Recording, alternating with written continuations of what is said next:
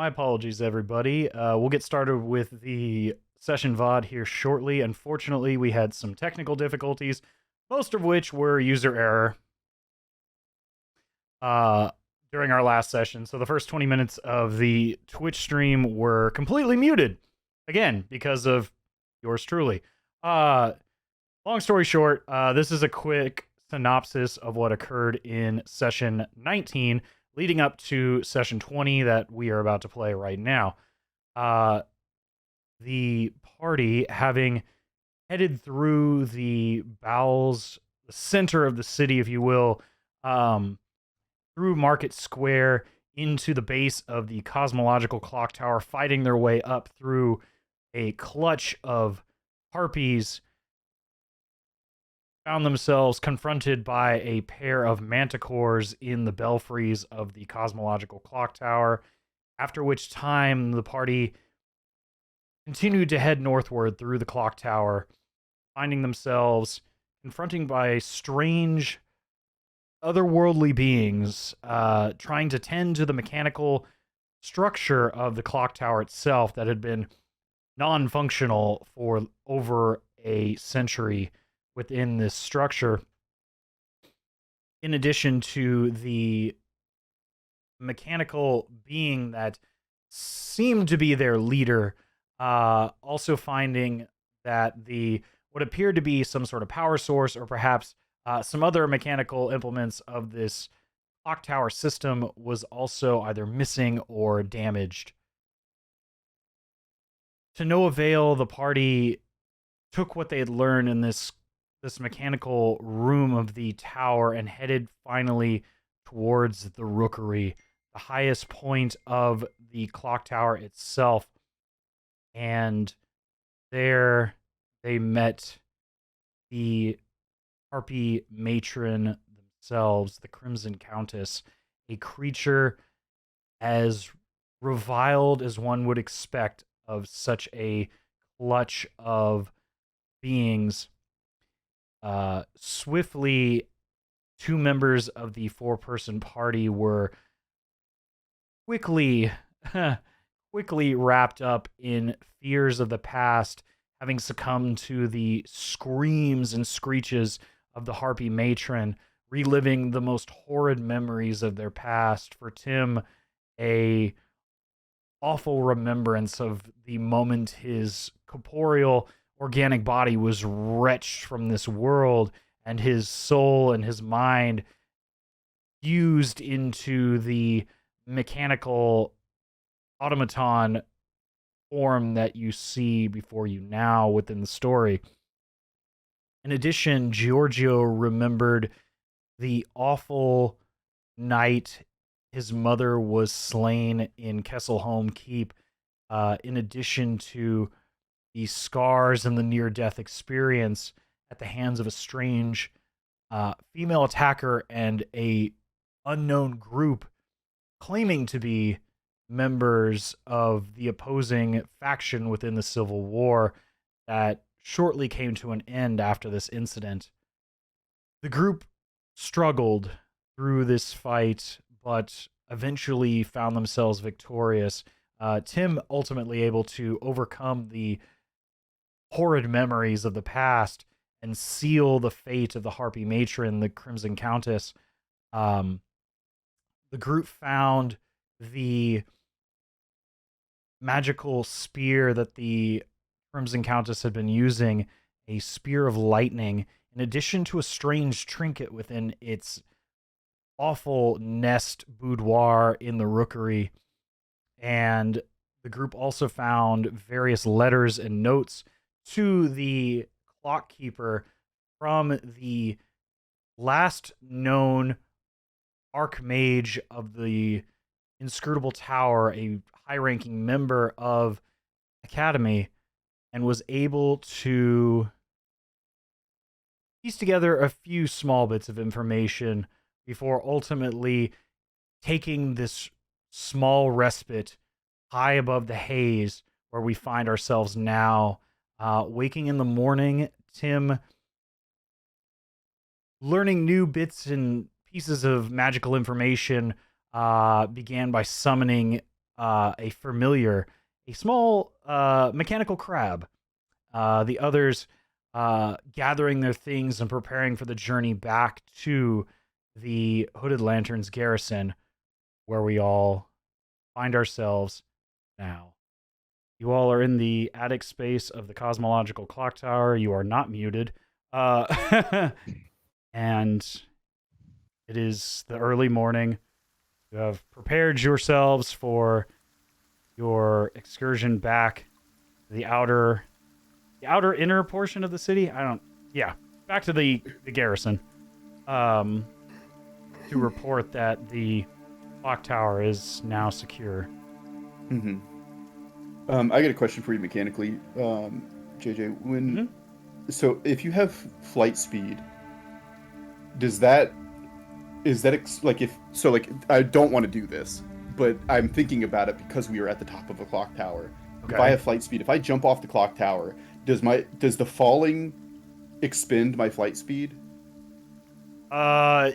If you to do it without like falling like via gravity, yes. Yeah.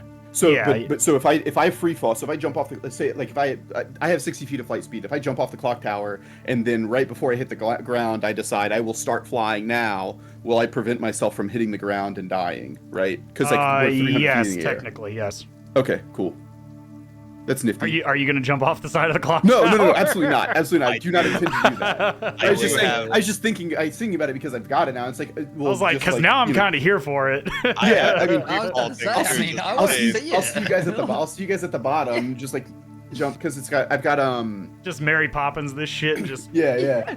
And then we can see if everyone chooses you, we're not coming down. You know. Yeah. Like, but no, because I got at level 7, I got 2 extra psionic things. Mm-hmm. One of them is psi-powered leap, which it's a bonus action.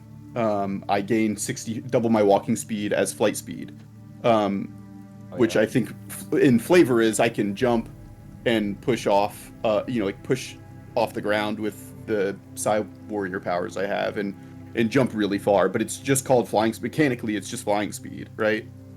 So I could not jump necessarily unless it specifically gives you a flying speed, and it will be. You gain a flying speed okay. twice your walking speed, right? So I gain so mechanically it is, and like flavor wise, it's not. It would not be how it works. And right. if I tried to do that, it would not work, right? But I guess like if I jumped off the clock tower, it'd be like as I'm falling, I could like create a psionic telekinetic platform on the air that I jump off of to like. Break like my fall, Mario, right? Or something. Yeah, Mario second jump like type shit. Basically double jump, right? Yeah, psionic strike, psionic. Protective field, energy, strike. Where is it? I'm not seeing it. It's telekinetic adept, psi-powered leap. It's on my bonus actions page if you're looking at my character sheet. I can use it once for free, and then I can expend a psionic dice, which I think I have like 10 of or something, or like 6 of. I got 6 of. Bonus action, you can propel your body with your mind. You gain a flying speed equal to twice your walking speed until the end of your current turn. Okay, yeah, so yeah, you could do it right before you finish falling, I guess. The way that I like, because as a bonus action you can propel your body with your mind, makes me think that I can just basically telekinetically float around wherever I want for 60 feet, right? Like Superman could, right? Which is a cool thing. I don't know how useful it would be, but like, if again, just as I fall, I can just kind of, it would have been great. Yeah, I don't see anything that would say otherwise. So I'm curious. It just sounds cool as shit to be able to do that. So So I'm gonna roll I just didn't know how flying works with falling, because like if I get pushed off, like say I get pushed off of a cliff, right? If we were fighting here and that thing just threw us over the edge and I had this, then it's like as I'm falling, I was like, okay, no big deal. I'm not worried about it at all. Just pop that bonus action. Also, Brad, if you want to know how useful it is, right? Like try intimidating someone while you're a Goliath and floating above just them. bonus action. Start levitating as I'm. That's terrifying. Fucking, I'm not running some Goliath that's floating on top of me. Yeah, but 100%. Yeah, I appreciate that is definitely cool like trait to have. But please jump off the side of the building and let us see how it works. If we're gonna go there. Right. Anyway, with that clarified, I'm assuming you all are heading down the stairs of the clock tower. Maybe. Yeah. Okay. Maybe jumping. Yeah, so we'll start going down and just like accidentally trip over the railing. Oh no! I really don't want to have to like elongate this, but does it have a roll involved? Because I'm not sure if you mentioned that, but is there a roll The involved? side-powered leap, no. It's it costs me a bonus action, so I won't be able to do it. I guess I won't be able to do it as reaction on someone else's turn. But like if we're freely moving around, if you were like you said it costs a bonus action, correct? It is a bonus action. Does it say it's a reaction? No, it is as a bonus action. There's the problem. Because a fall is an action that's being taken upon you. A reaction to stop yourself would, if it was a reaction, then yes. In this, So, but if I intentionally jump off of something, but you can't. You're still falling. Yeah. Okay, so I would not be able to. Right. Okay. That's good to know. There you go. Because it says it's a bonus action. If it said it was a reaction that you could leap back up, then yes, that would make more sense. Okay. Definitely good to clarify for like. No. In a I'm glad you didn't jump off now. Yeah. In a clock tower environment, very good to know. Yeah, because that would be quite busted. What about prepared actions? Prepared. Can you prepare a bonus action? Because that would let you. Yeah, I know. I think you can only prepare an action. Okay. From how I've read it, at least. That's definitely. Right. But what's interesting is my feather fall is a reaction. Right. Feather fall is a reactionary spell. In the same way that shield, absorb elements, they are reactions that you take on your turn, or when it's not your turn. I think that's like as much as it was long-winded, but like it was definitely good for someone like myself, like who's pretty new to it. Like this, that's all stuff that I definitely didn't know. Like it's one of those weird fringe case things that because this is the Psy Warrior is a relatively new subclass, so I don't think it's come up recently. But and also, like as I said, it's environmentally, like as I said, this is a realistic thing. Like if we trip, so I'm not saying like there's any reason for us to, but as you said, it's good to know because if you trip in a clock tower, like you are falling quite some feet. So definitely useful. I'll take a deeper look into it. We'll move along from here, and we'll just I'll roll it that way for now. It rarely would come up. I think it's like the thing where I think it would be the most useful is if I got pushed off of something, but it's a bonus action. That would be not voluntary. Right. There's such a niche case of voluntarily wanting to jump off of a cliff, right? So. Right. There's a lot of other ways, to. Oh my God, Giorgio's gone crazy. Yeah, come on, Giorgio. I said, "Are you okay?" And you said yes. It's over here trying to jump off of buildings now. My man's trying to scare away the fear. The thrill. Anyway, moving on. Yeah. You all head down. Leisurely climbing down the tower. You all head safely down the tower.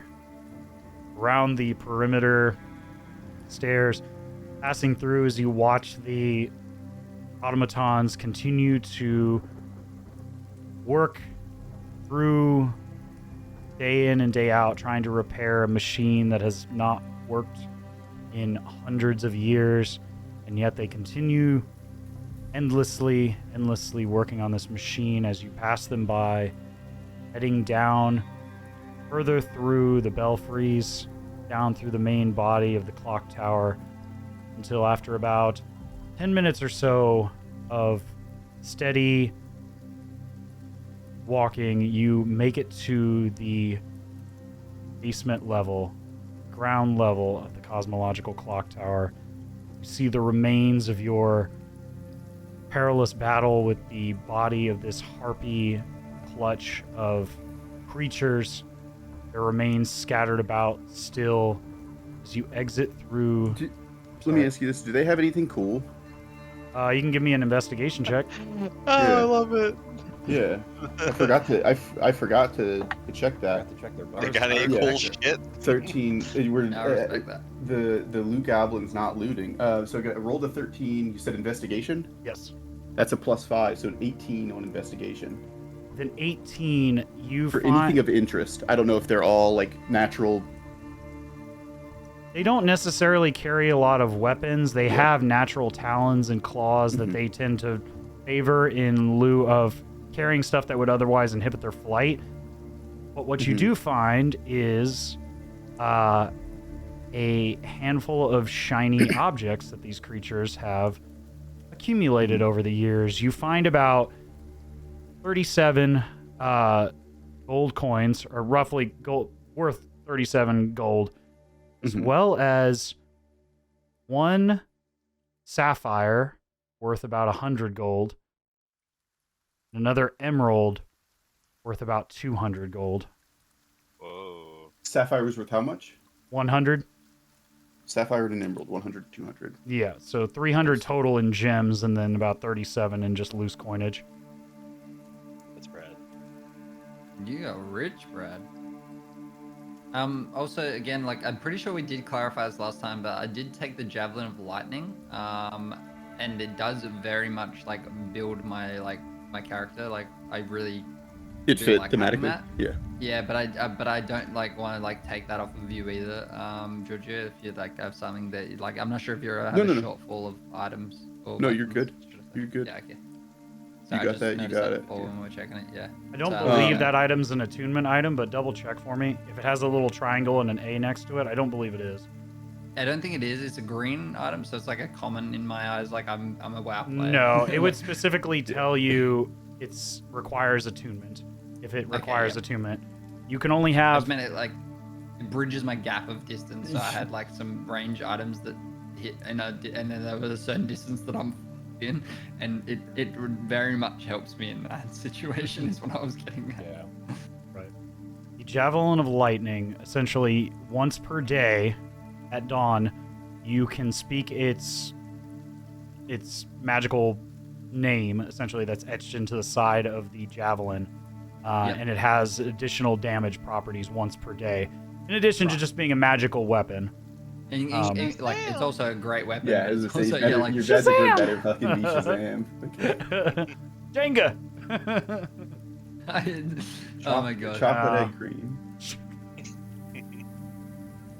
Oh, I don't even. Just think about your magic word, whatever you want to call it or say it. I don't care.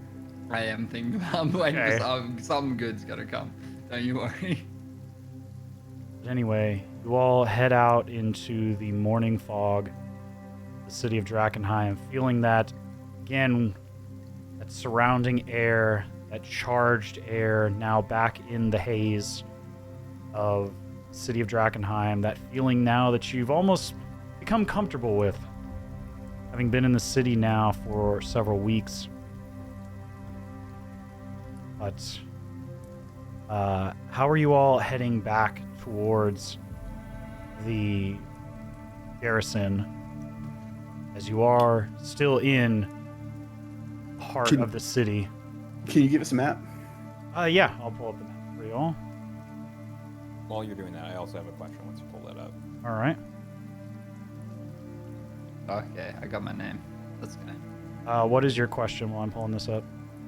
Is there any contaminated water by us at all? Give me a perception check.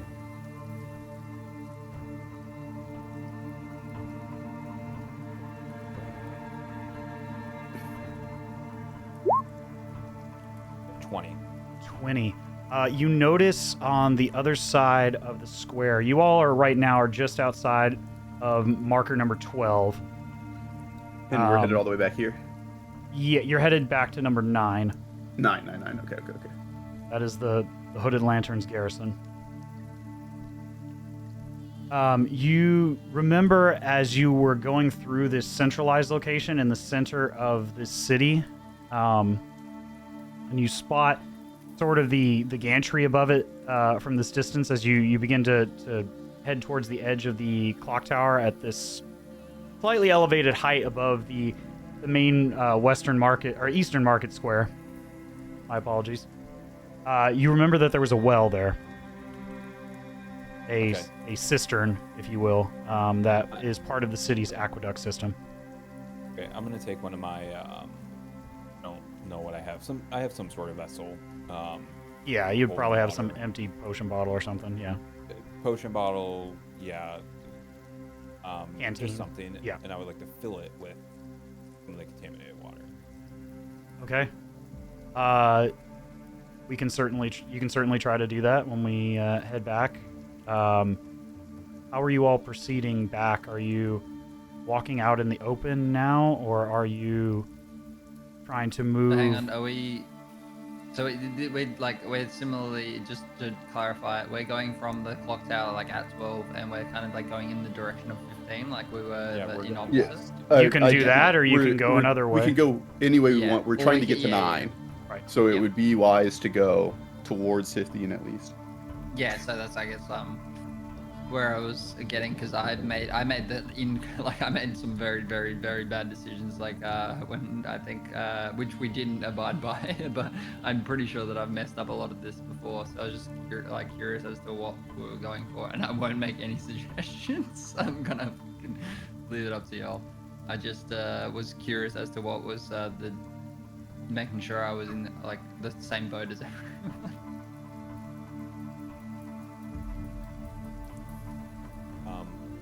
I say we just kind of carry on with what we have been doing. Not a super slow pace.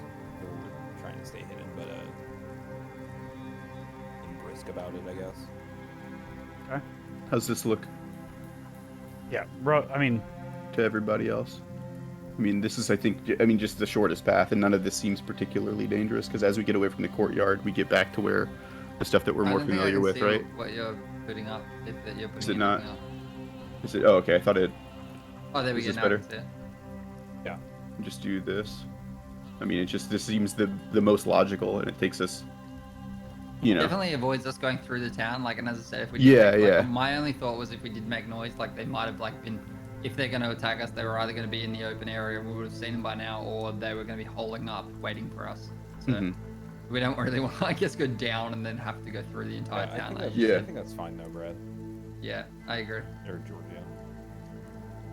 We can go that way. Happy to take our time too. I don't think we're in any sort of rush. Yeah, like, unless I think unless we it's, hear something, or see something that seems threatening, then we I think might that- want to good- change our mind. But Good point though, like Cedric said, like I think we get briskly, but like I do agree with you, Georgio. Like we don't go like too, like it's not like we're in a rush, but we don't want to like be like dawdling. yeah, You the faster know? we move, the more noise we make, and we are very noisy. So Oh, we're that's the already only thing. noisy. Yeah, you're right. Yeah, I forgot we were all wearing like chain on shit armor and stuff. Literally all of us. Literally Yeah. all of us are disadvantaged on stealth. Yeah, I'm thinking the same pace that we have been going at seemed like an okay one. Yeah. We weren't necessarily in a rush to get to the clock tower, but we still got there in a fashion that was safe Yeah. for us. I think that's the best way to go about it, Shiny. Oh, But, okay. You all Definitely want to avoid going through the town. So Yeah, the edge is sure. good. You all make a plan to head along the outer edges of the market square, trying to stick towards the buildings like you had upon your arrival here. At this time, I'd ask for everyone to roll me a d6.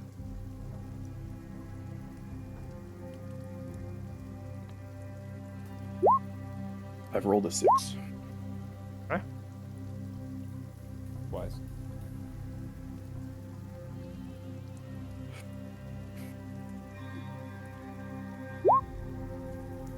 Okay. We had 2 6s, a 1, and a 2. Right. You all hear the occasional grunt and strange noise from some of these surrounding buildings, but with a bit of understanding of where you are, what you've seen previously, you are able to move through the market square with relative ease. Occasionally making a bit of noise that echoes off some of the buildings, but stopping as you hear any type of surrounding mutters or anything that might be blocking your position. And able to move through with relative certainty that you aren't being followed or prepared for some sort of unseen attacker. It takes you the better part of 3.5 hours to make your way at this pace through the market district of the city. But eventually you do come back to the pleasant sight of the Hooded Lantern's garrison, where quite a lot is being prepared as you all arrive back in the courtyard. I'll go ahead and pull that up for you all. Let's see here. So at this point, I have over 50 different scenes for this campaign. Yeah. By the time we're done, I'll probably have well over 100. Incredible. But you all make it back to the Hooded Lantern's garrison, undeterred by anything within the inner city. And as you arrive now, you begin to see a mixture of the leather and the Kelly green coloring of. Sorry, my brain just was like, decided to take a dump there. You see the Kelly green coloring of their cloaks and robes, of the Hooded Lanterns, as well as the royal blue coloring and the pristine armor cladding of a number of paladins of the Silver Order, now waiting for directive from some of their commanding officers here within the garrison. You also see a small collection of individuals wearing finely made purple robes of the Amethyst Academy. One being a red-skinned, blue-haired tiefling, familiar sight of your friend River. But you, Tim, immediately clock another individual now here within the garrison within Drakenheim. A dark-skinned human man with salt and pepper hair, a matching beard, and a very ornate staff that he carries, as well as a collection of 9 pristine rings on 10 of his fingers. You've not met this man in person, but you recognize him from his description.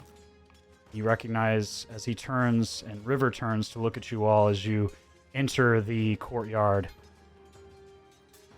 You, Tim, recognize this man as Cedric Runeweaver, a powerful archmage of the Amethyst Academy.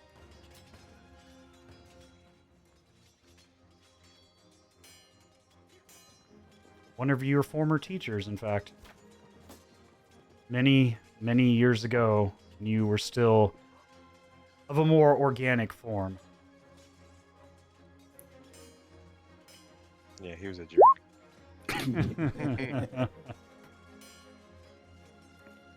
Let me Kept yelling here. No reason.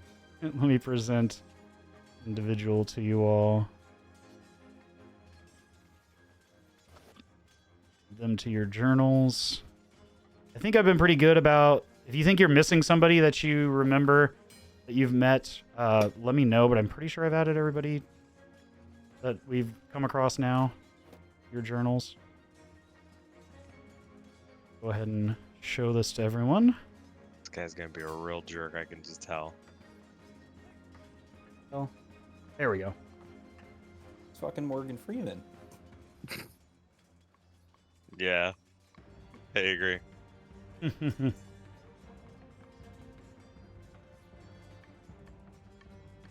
as you all enter the courtyard, both Eldrick and River approach you. Bit of a coy smile on River's face as you all approach, but a welcoming one. Welcome back. I assume because you all are all here and you look to be in relatively okay state that you were successful.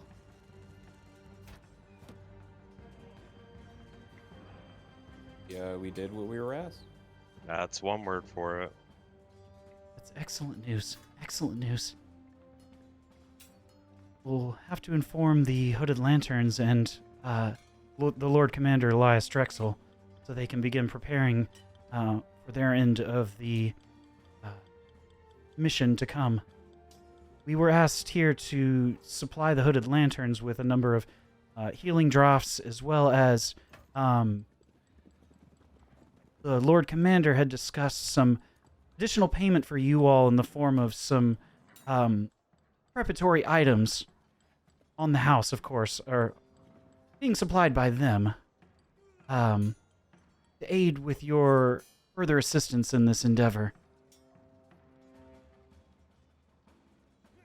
Yes, we've been in continuous contact here with the individuals of the Hooded Lanterns.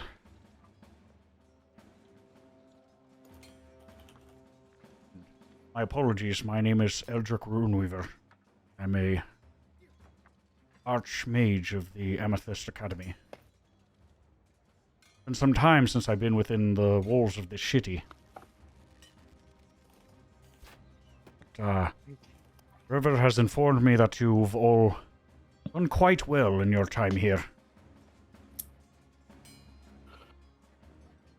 Particularly you, Tim. Good to see you again.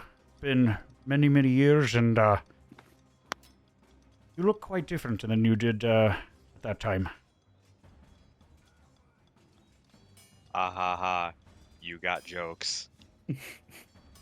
Simply making an observation, as I instruct many of my young students. Understanding one's purpose in the world is tantamount to attempting to change anything about it.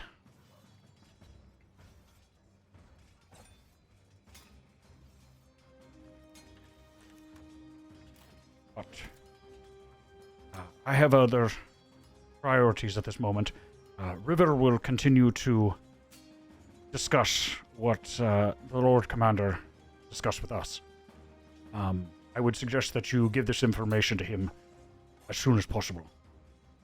I will see you all soon. He proceeds with another mage of the academy, and also now you see, now that he's kind of leaving the courtyard, as you turn, you hear this large, heavy footstep of this mechanical automaton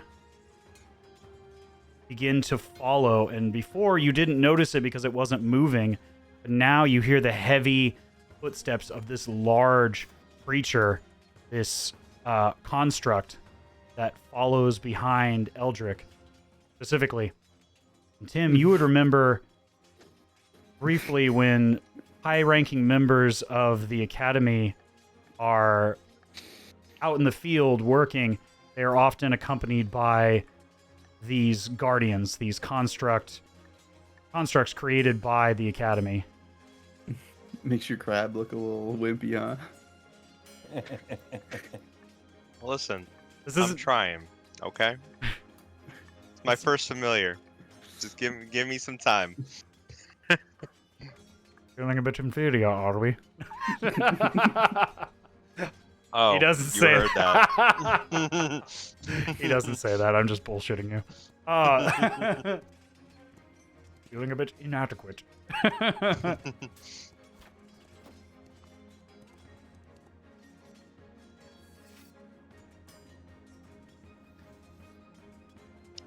Well, let's first let's go deliver this information to the Lord Commander.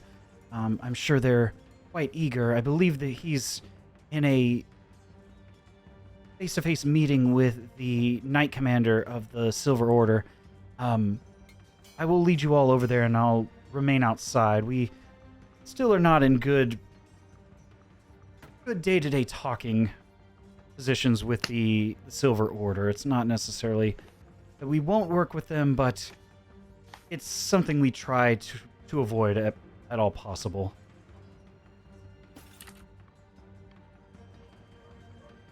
So why are you working with them right now then, River? Technically, we're not working with the Silver Order. We're being commissioned by the Hooded Lanterns. So, but per the Edicts of Lumen, we cannot refuse a direct request to deliver goods and services to anyone here on the continent or charge anything differently for our services. But the church would never order such things from us. In fact, they don't really care for us much at all. But per the Edicts of Lumen, we are required to do so if they were to ever actually request our services. But again, not a likely occurrence. But in this instance, we are being directly commissioned by the Hooded Lanterns.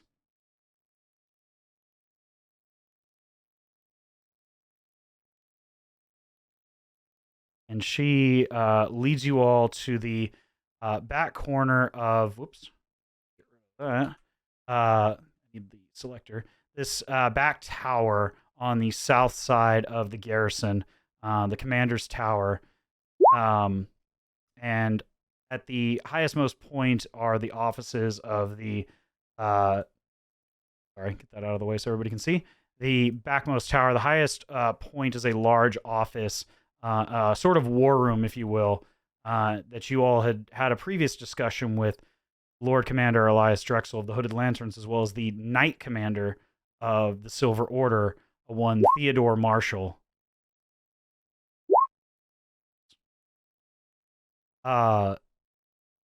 And River leads you all over there once more. A few members of the Hooded Lanterns, as well as a knight of the Silver Order, are waiting outside. Seeing River, they nod in agreement. And then seeing you all again, with relative certainty of what news you bring, we're here to discuss good news to the Lord Commander and the Knight Commander. These individuals will deliver the information. And she steps aside for you all. But come and find me when you are through with your business with the leaders of the two factions. I do have some items to give you. And she steps away and begins heading to follow Eldrick. I love getting items. I like loot. But one of the members of the Hooded Lanterns, clad in leather armor, begins to lead you up the switchback staircase up towards the third and highest level, and walk you back into that larger war room where the Lord Commander Elias Drexel is in a bit of a heated discussion, not an angry one, but a heated discussion with the Knight Commander Theodore Marshall as you walk into the room.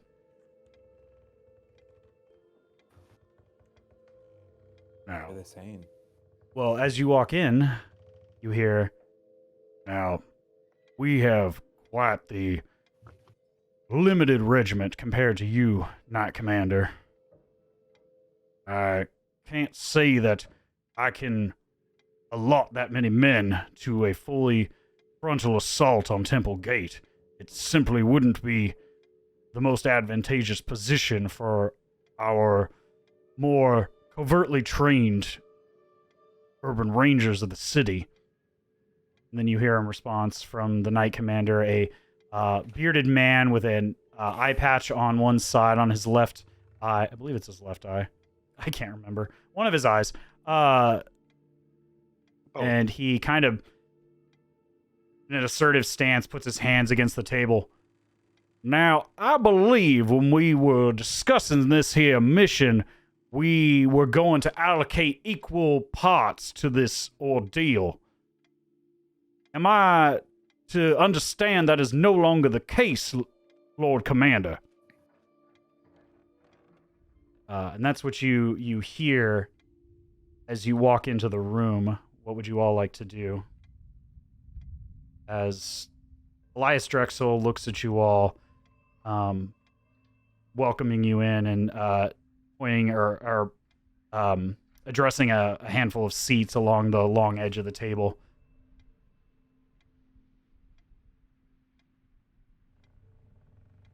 Knight Commander. Oh, go ahead. I was just gonna. I'm just gonna go over here and take a seat. Yeah, definitely want to take a seat. Take a Just seat. watch this. Right over here. Right over here. Much. Knight Commander, we currently have 25% or less the capacity that we have about 75% the capacity of what you have here, or what you brought in contingent from Illyria. I think our positioning behind Temple Gate, assaulting from the clock tower, would be far more advantageous. But now that these individuals have arrived, I believe I have a potential option that should suit all parties involved. And you see the Knight Commander kind of turn their attention to you all. And then Lord Commander Elias Drexel kind of looks at you specifically, Giorgio, Mhm. and says, Giorgio, I believe you vaguely recall the layout of some of the portcullis gates throughout here in the city, correct? And this is something you would know. Yeah. There's a pair of mechanisms inside each of the various entrances through the walls of the city. And each one must be operated independent of the other. It's a system of redundancy just in case of incursion to try to slow down or completely inhibit any invading party. Unfortunately, this time it works against us. What I suggest is the bulk of the Illyrian forces, the Knights of the Silver Order, would assault the front gate, partially as a diversion, while the Hooded Lanterns are prepared from the opposite side to mop up any escaping Garmir as they are forced back through the gate from above. But that leaves us one problem. We need to have that gate opened. Larger force would attract far more attention, but I believe a smaller, more deliberate force would have greater success in this instance. Mm-hmm. You catch my drift? Yeah.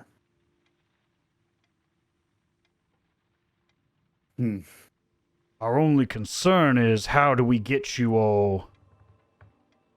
There are no entrances from the front of each of the sides of each portcullis, and what he's referring to is what you basically walk through in the Shepherd's Gate, which is the gate that leads into the garrison here. Very much similar to this. There's a pair of gates, a front gate and a back gate, each one controlled by a separate mechanism, is what you remember. Inside each side, there are two towers, two parapeted ballista towers on each side of the gate. Inside those towers, interior to the wall, are the mechanisms to raise the gates. This is like a quarantine situation, but obviously, So- with my I got family in family-in-law in farming, a lot of them. So obviously I know Shepherd's Gate, but basically it's a quarantine wall, but with less glass and more gate. It's a big steel, if you remember, like a Robin Hood Men in Tights type gate as it falls down and sits up. When it's fully raised, it's recessed into the stone above. Yes, so it's And it's this big slams down through the ground. Yep. Yeah. I gotta. But I apart got a from that, it's the question same thing. It's after. 2 gates. Like that, like you can hold someone inside of it while you ask them questions, and then you can either let them through or let them fucking back out, or you can just destroy them. Yeah, it's Yeah, a I two get- like, two I think- redundancy gate situation. Yeah. Yeah. Yeah. You're Just saying making sure I understood that. there's I think two towers Tim on had each side. Tim had a question. Then we'll get back to you, Yeah, go ahead. Georgio. What type of mechanism is for the gate? Like, is it a lever? Is it like a rotating thing? Like, Love like It is it's a pair of winches on a wheel. It usually requires one rather large individual to bring up, or 2 individuals to turn. Winches, I agree with your question. That's such a great question. Chain or rope? I need to know. They're driven by a Can we chain. see? Okay. Changes everything. I can arrange for one of our hooded lanterns to show you the ones here in Shepherd's Gate before anything occurs, so you know what to look for. But it's been some time. Each gate is slightly different to inhibit a repetitive nature to the assemblies. As you understand, this city has, over its long and dated history, has been assaulted many times by various kingdoms and its many enemies. As such, it's learned over its many years to protect itself from threats within and without. Speaking to the group, I'm gonna take that as some of the non attacked gates. I assume are not as I don't think they've been upgraded as recently as the ones that have maybe perhaps been assaulted more recently. So just to put that into the bank. Makes sense. yeah. This would be something I think Georgia would know. So it's just a question for you out of character. You're saying the it's like the portcullis. There's 2 towers. You said on each side, so it's like on the 4 corners of it. If it was a standalone thing, it would be the 4 corners, or there's one on each side, totaling 2 towers. There are 2 like have you seen rooks on a chessboard? Yeah, There's 2 of those on each side of an arched gate. With two gate mechanisms. There's 4 total towers, and each one has 2 the total. winch in it. Thick enough. Yeah, 2 it's total thick enough towers. to get to Oh, get to okay, both. okay. So it's Yes. one on each end, and and you then, can control. So there's 4 winches. There's 1 winch That's how per I'm gate. seeing it. Yeah. So it's like 2 towers, and there's a winch on the left and the right. Let's say if you're looking at the. And then one of them is for the front gate, one for the back gate, and similar but opposite on the other side, if I'm not mistaken. So in one tower there is a single winch for one of the gates, and then on the other corner, catacornered to it, there's another or I guess it's wide enough it covers both sides, but on the other tower is a single winch for the second gate. That's what I'm seeing. You drawing, Stopper? In my head, but yeah. Something like that. Exactly. That's how I was looking at it. Yeah. This is the top of your wall. Tower 1, Perfect. Tower 2 at each gate, and these are the gates. The front gate and this gate, and those 2 little dots, I'm sorry, are the winch mechanisms somewhere inside the wall itself. As you know, the walls are about 50 to 60 feet thick. They're very deep. Yeah. Very I've played wide. way too much World of Warcraft. They're not completely solid from Walk into Stormwind City, and you are approaching one of these. I'm sorry, and to be honest, Orgrimmar. Orgrimmar. Yeah, I was like, bro, this is their tower defense. Okay. But yeah, no, 100%. I completely. I think we're all on. Does that make sense now? Thanks for drawing. Yeah, it makes total sense. Yeah. Right. Yeah. I was thinking 2 inches per gate, and so we'd have to have 2 people communicating somehow separately to. Right. But and that no, makes we're good, so much we're good. sense with what you're asking. Yeah. That I'll means try to have my crab. I can go do it. Bro, crab, let's go. Get in there, He's there. 100 Get in feet. there, crab. how much weight can your crab pull? Not that much. That's what I thought. Not that much. He could do 1 bludgeoning damage. Brother, your crab is strong. Well, I don't think your crab can attack. A familiar you cannot can't, attack. unfortunately. Oh, You that's It can can right. use that the was help thing. action, but it can't attack. No, you're right. That was the Mm. I Yeah, just you looked can't up the attack. stat for it. A warlock familiar with a Yeah, certain that's what I mean. invocation can attack, but you can cast spells of touch through your familiar though. Probably one of the biggest spells that I've So read. yeah, just definitely because of, read like, I the love description. familiars. It'll tell you what Yeah. you can and cannot do with the familiar.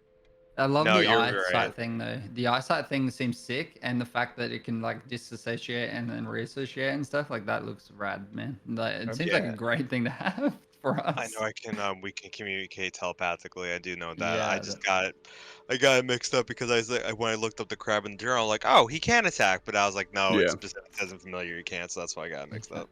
No, you. It's all good. But I yeah, still got used for him. I know what he can. I got some ideas. He's still good, you know. He's still doing his. He's pulling weight. But I mean, the 1 kilo of weight. Pulling weight, only a little bit, but it is weight. He's stronger than me. That being said, each winch cannot be reached from the other. One must go between each tower separately to reach these winches. They can be fixed in place once they're fully raised, but you cannot go directly from one winch to the other within the same defensive position. It's a redundancy to keep the gate from being fully opened by one individual. Which means we would have to split for those. Yeah. or open like, one there's- and then yeah. go to open the other. Too long Yeah. didn't read. Need to split because there's a 4-man winch situation. Can we? And again, this isn't talking to you, Stopper. Like, is there anyone around us curious to our party that we could maybe coerce into helping us during this, so that we could have a lookout, etc.? And I know that very unlikely, but I'm just not aware of everybody's abilities, etc., etc. Well, So like, no. Lord Mm. Commander looks at you all as you present this question about additional support. Mm. I can certainly offer up potentially one, maybe two of my men to accompany you. And then at this point, the Knight Commander addresses the other situation. Now, I believe we've understood what to do once we've reached the gate, but therein lies the greater issue. How do we get this group of ragtag soldiers to the gate, sir? That seems like a far greater issue, as it is completely surrounded by these Gami, as you call them. These horrid dog creatures. Surrounded with Lord knows what. Carrying, I believe, heavy weaponry on top of your own towers. I believe you mentioned that they have access to ballista atop these areas. How are we to pass these defenses of yours?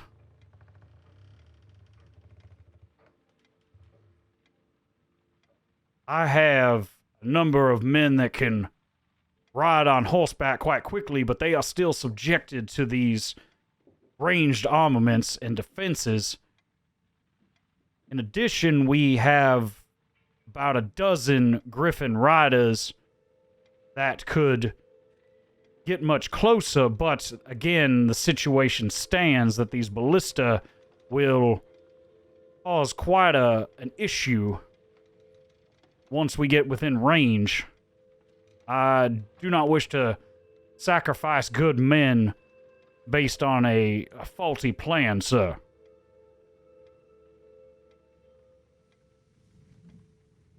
Lord Can we get back Elias. on a map, JJ? Pardon me? Can we get back on a map? Yeah, for sure. Just a moment here. I mean, I respect and understand not wasting good men, but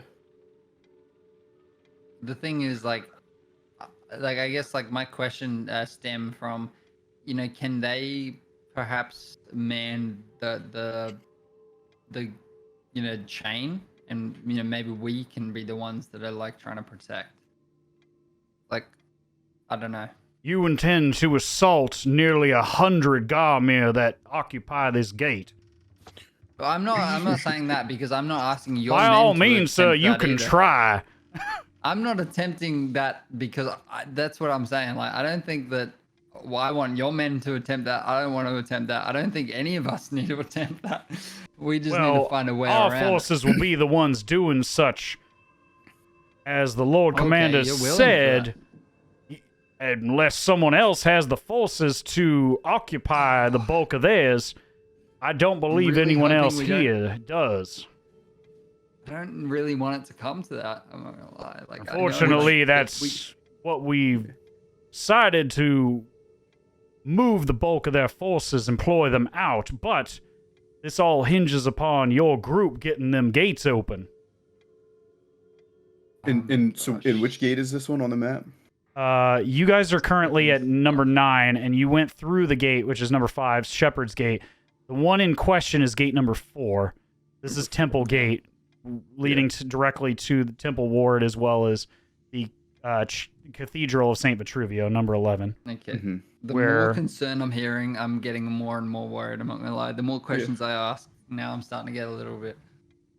I don't Like- mean to overburden you with worry, son, but I bring these up as commanding officer, and I have my men's safety to, as well as yours, to a certain degree, to try to maintain. And I just want to, appreciate that concern. And like, I just don't want to, and the same value, I don't want to be putting anyone in risk, that doesn't need to be put in risk. We're looking for the best way out of this scenario. So, just trying to approach it tactically before we actually approach it physically. But yeah. Does he looks at you all now, the Knight Commander of the Silver Order, Theodore Marshall. Does anyone in your group, your ragtag band here, have long-range travel capabilities? Benji? Cedric? Do you, traveler? Do. For individual. One person. Mostly just me. So two total. Just Totally. me. Only me to my knowledge. Above the table, what are you referring to? A Sorry. dimension door. You can take one other person with Dimension Door. Yeah. Yeah, you can take yourself and one other person. And again, like, we don't know, like, in my eyes, like, again, above the table, like, we don't know what he's asking. So, like, I think he's, like, he's only asked a flat question. Does anyone have long distance travel capability? He didn't say for everyone. But, so, like, he could have a plan that revolves around you doing something incredible with just yourself, like, setting off a switch somewhere. So- I don't know. Here's what I have. Okay. Wednesday, Long-range just chill. capabilities to travel, yes. Do that. Okay. I think that we can go about 500 feet. The other thing that I can do, if you know the inside of these walls in any form or fashion, you can get into the actual walls of the city. The Lord Commander looks at you. That would be me, yeah. It's been some time since we've all been in there. I wouldn't risk your safety and the safety of others on memory alone. It's been 15 years. There's no telling what's changed within those walls. Not to mention what could be inside.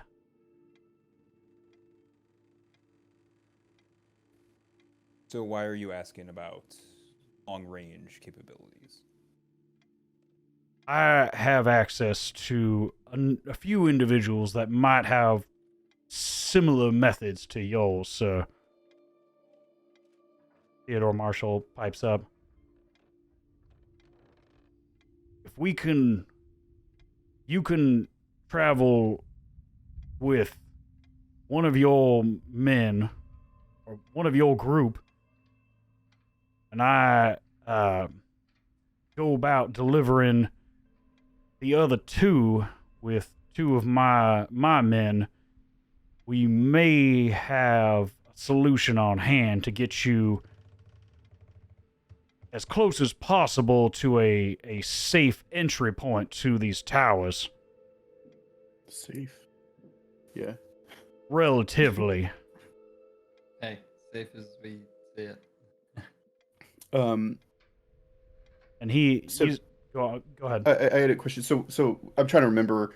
The original plan was we were going to go clear out the clock tower, so Right. that we can use that as one point of assault on the temple, right?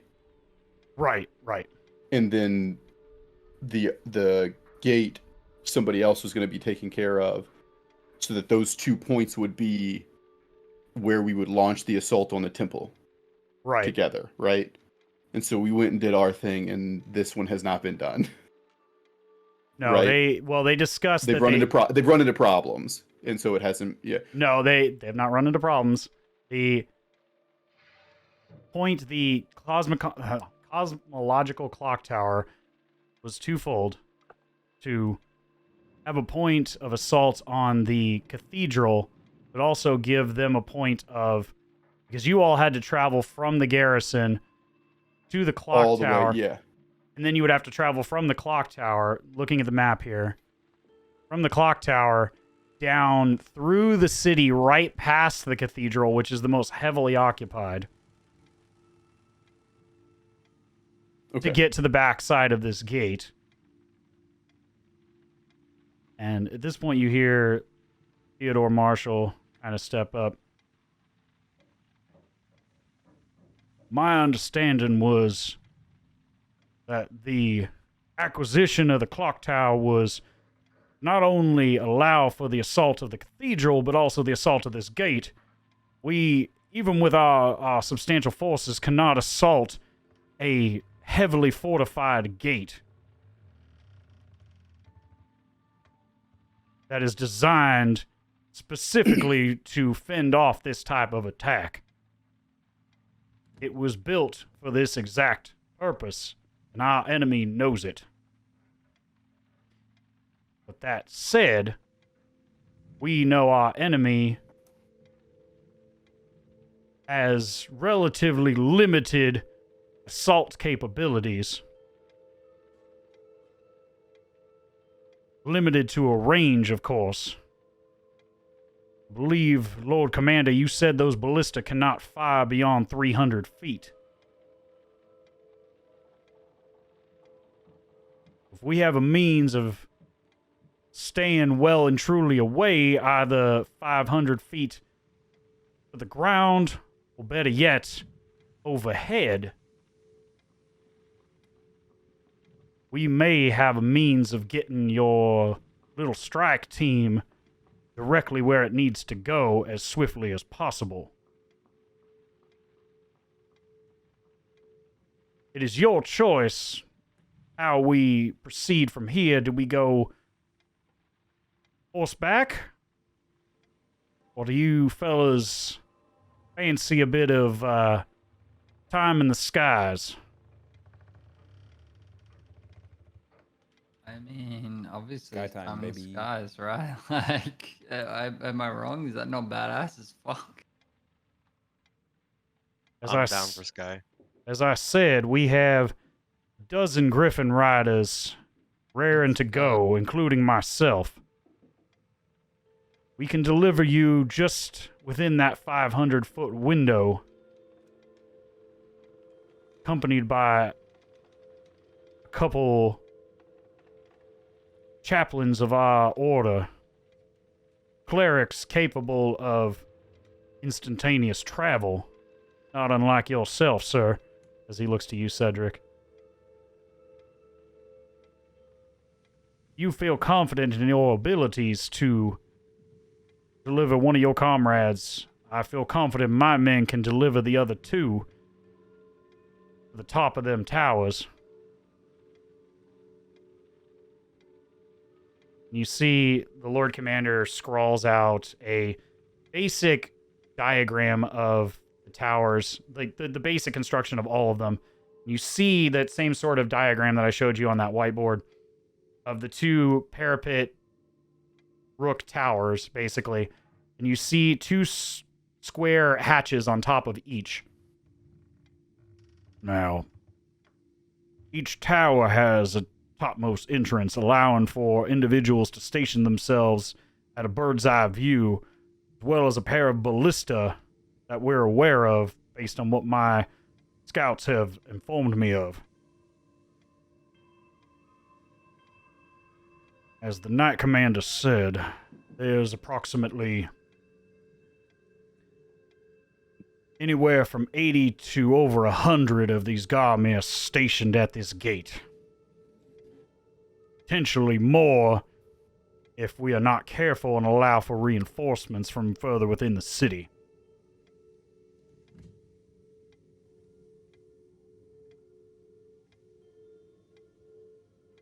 Knight Commander has agreed to lead the charge with his forces, try to alleviate the bulk of these Garmir, but there will be a number stationed at those ballista.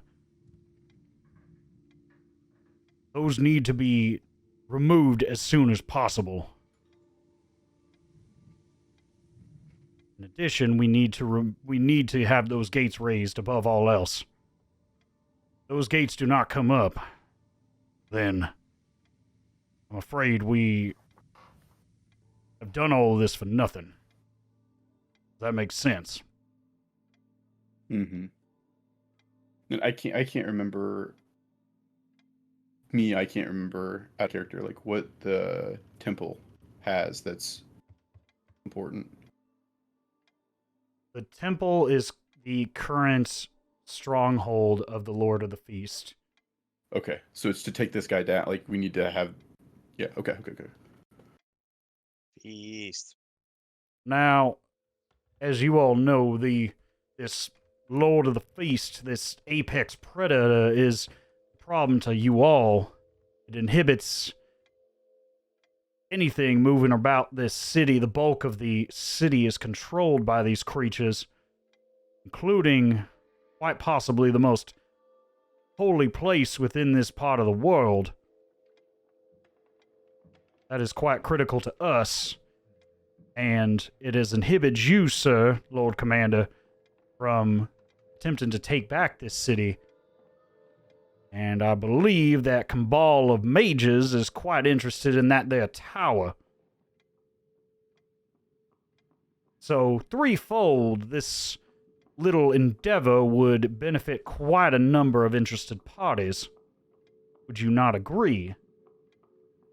I assume you all, and he looks at your group, you all have individual desires, otherwise you wouldn't be in this awful forsaken place of the world. So I believe our paths align, at least for the time being. Or am I mistaken?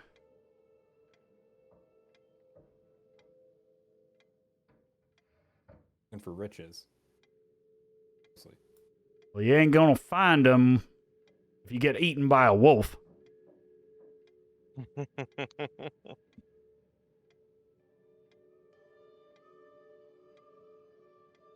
think we'll be fine.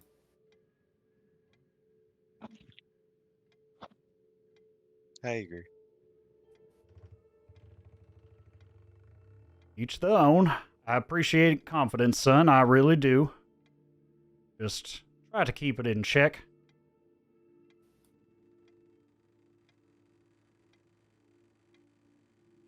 Well, enough of that.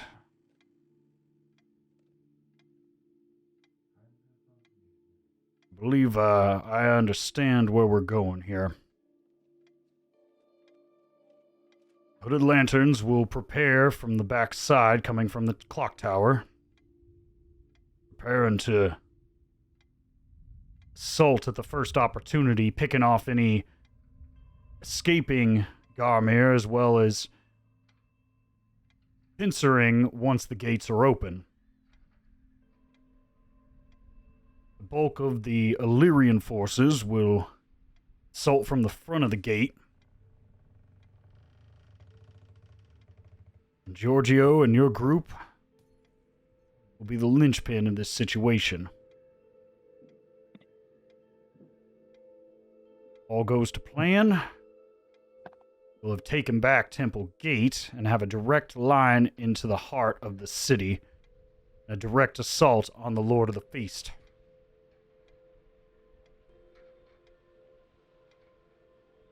One step closer to retaking the city. Mm-hmm. Direct route to the castle.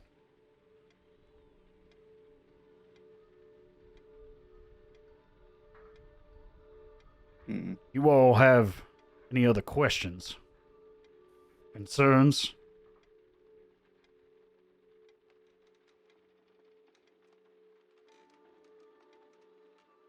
Do we go? It just doesn't Yeah, I seem was gonna fun. say, It yeah. just does not seem fun. Fortunately, this is condition of the city that we live in, Giorgio.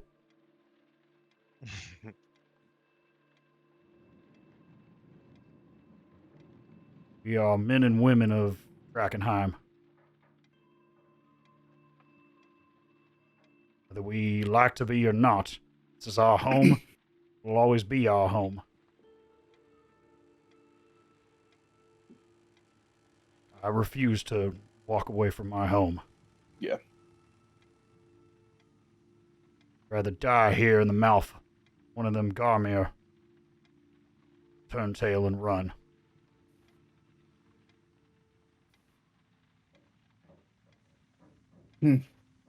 Yep.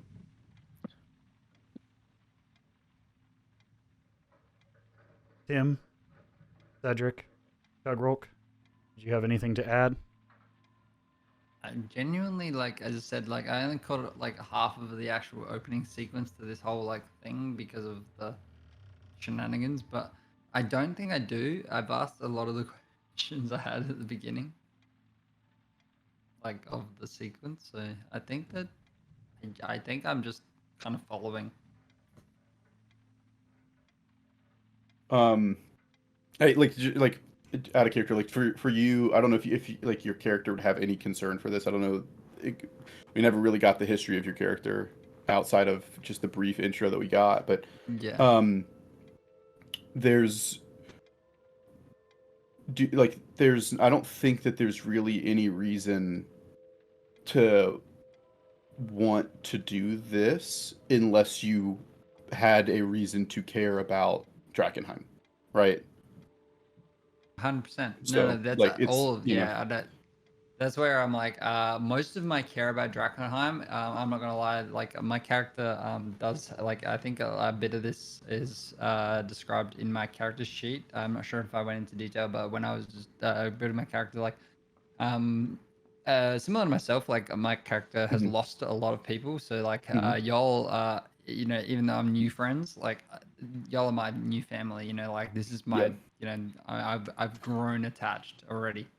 So Yeah. yeah, like I'm attached to this town as much as I am because I'm Mhm. attached to y'all.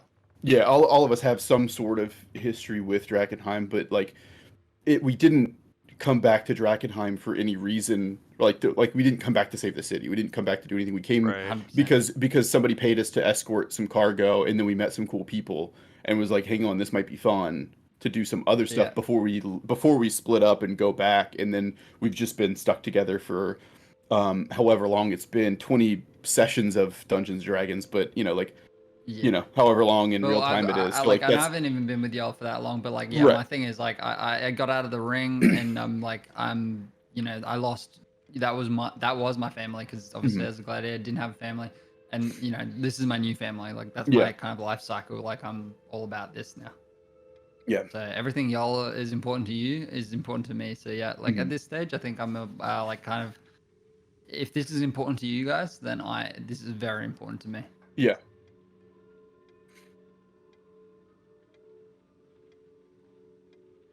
So like I guess like that gives it a little bit more in depth, and that's why I guess I asked the same questions at the same like at the start of the session, like how are you going, like what's going on, because yeah, to me like that's what I would have done, in my last place of living.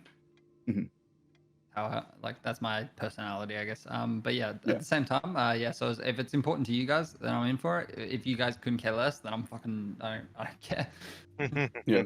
So far, I think just the way that it's gone up and like the stuff that you missed was just us establishing some of these relationships with these people, and now it's like, I mean, we all have some sort of reason to care a little bit about Drakenheim at least, and now we've built these relationships with these people too, and so it's like when the guy's like, yeah, it sucks, but like it's our city, and it's like, yeah, Yeah, that's 100%. true. I'm all for it. Like, and that's it. So yeah, I'm here. I'm here for it. Like, I want to do good, and as I said, I'm a start from the bottom now. I'm here kind of guy. It's the gladiator lifestyle. We're growing. Well, it sounds like we're all on the same page here now. Our soldiers require a couple days' time here to do our final preparations, preparing our barrage on the front of Temple Gate. But you all are welcome to meet us as we fly in the morning of the following day. I can carry one of y'all on my griffin alongside me. 3 others accompanied by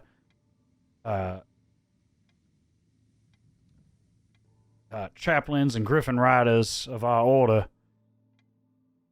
We'll group together right before we reach the pivotal moment, which time you all will need to dismount midair, bundle up, and we will deliver you safely to where you need to go.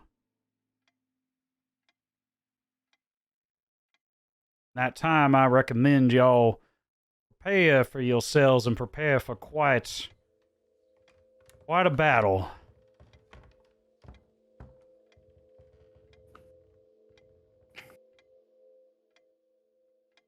But until then, I wish you all the best. Good luck, good health. May you walk with the flame. He gathers up his shield and sword and nods to his escort and exits the office. You see the Lord Commander, once he's out of the room, just... Goddamn Illyrians.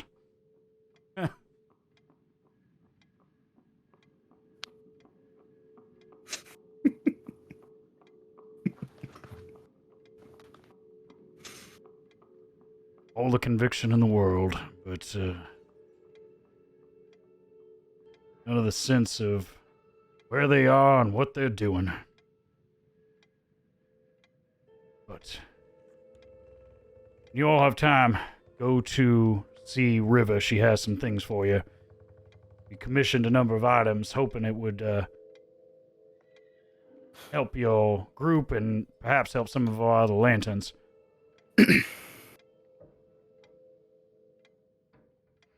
You don't mind, Giorgio, I'd like to have a private conversation with you later on.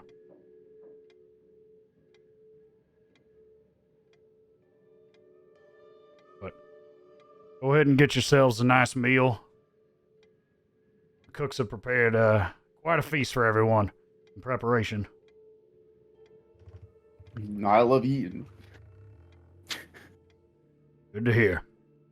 He begins gathering up his sketches, his notes, his memos to the various commanders, including Petra and Ansem, as well as grabbing his longbow, his swords, and beginning to head to another part of the garrison to continue his duties. With that, what would you all like to do?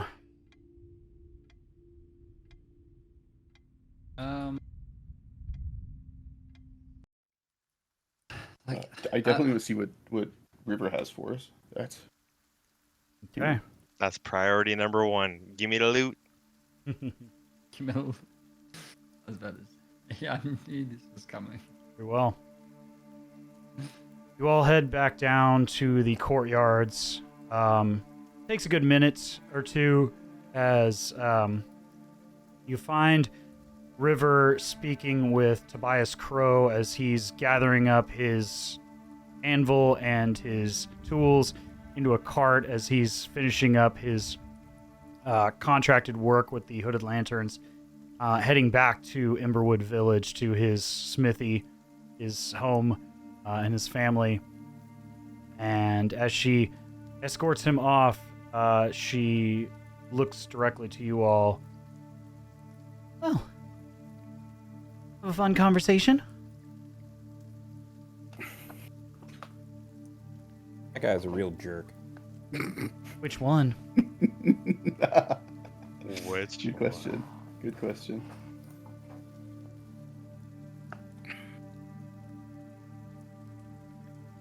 But anyway, I have some things for you all. She kind of points to one of the empty adjacent benches and tables outside in the courtyard. As a number of the Hooded Lanterns and some of the soldiers here of the Illyrian forces are beginning to gather up in the mess hall, but she sets down her bag, reaches in, pulling out initially this velvet-covered spherical object, similar size to the Pearl of Power that she had given you earlier, Tim. But this one seems far more volatile. Always a little weary about oversized orbs. Nothing good needs to be that big. Facts there. I assure you, this is just don't be around when this breaks. See, I was right. But I promise you'll like it a lot more than your targets. And she'll set that down. Obviously. In addition, here.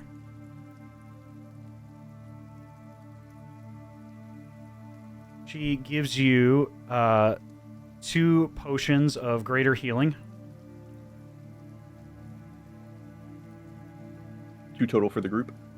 Yeah, 2 total for the group. And 2 regular potions.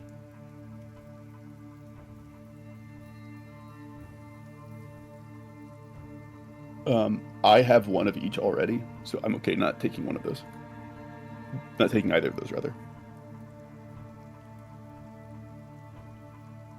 She gives you all each 1 dosage? Yeah. Mhm. Guess I'm saying it right. Sounds right. Of Aqua Expurgo. Oh. You see the needle-like syringes come out of the bag, banded up for you all. I hate this stuff. Unfortunately, we were not able to better refine it to a more oral consumption method. It, You still have to do that very, very violent. and unfortunately, the suppository method resulted in some rather Yeah, nah. nasty side effects. You don't want to know. Definitely don't want to know.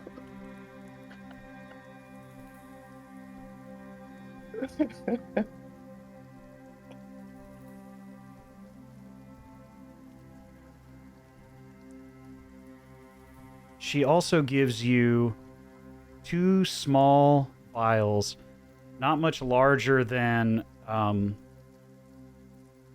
like a pair of tinctures of this cloudy sort of opaque octarine liquid. But it has a similar color to delirium, but it seems also different.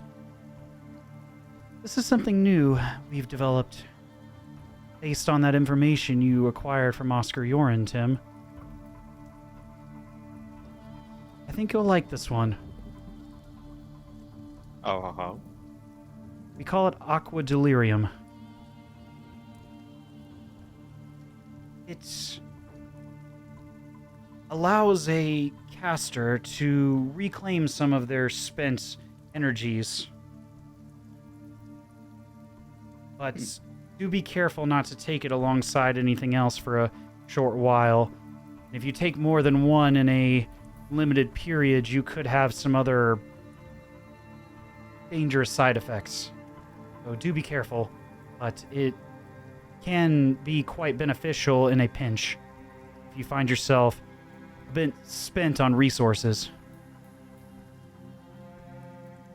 Okay. That, I wish you all the best of luck. We're hoping this endeavor opens up new avenues and opportunities for everyone.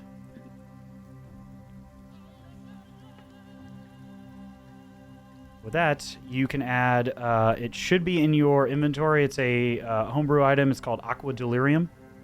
I already on it. Okay. She gave you 2 bottles of it, so you can Oh. give yourself, you should see the description there.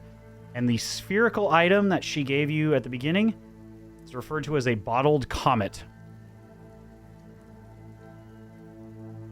You see a tiny sliver, like shard of delirium, suspended in a thin, hollow glass orb.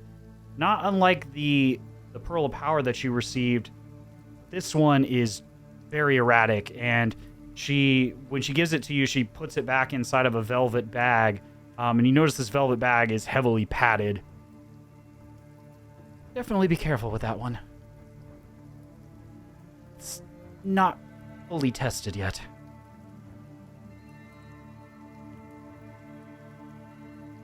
Wait, I'm sorry. I'm making sure. She gave me that or no? Whomever you wants to take it. Oh, okay. Got it. Yeah, you got 2 greater healing potions, 2 regular healing potions, 2 aqua delirium potions, and 1 bottled comet.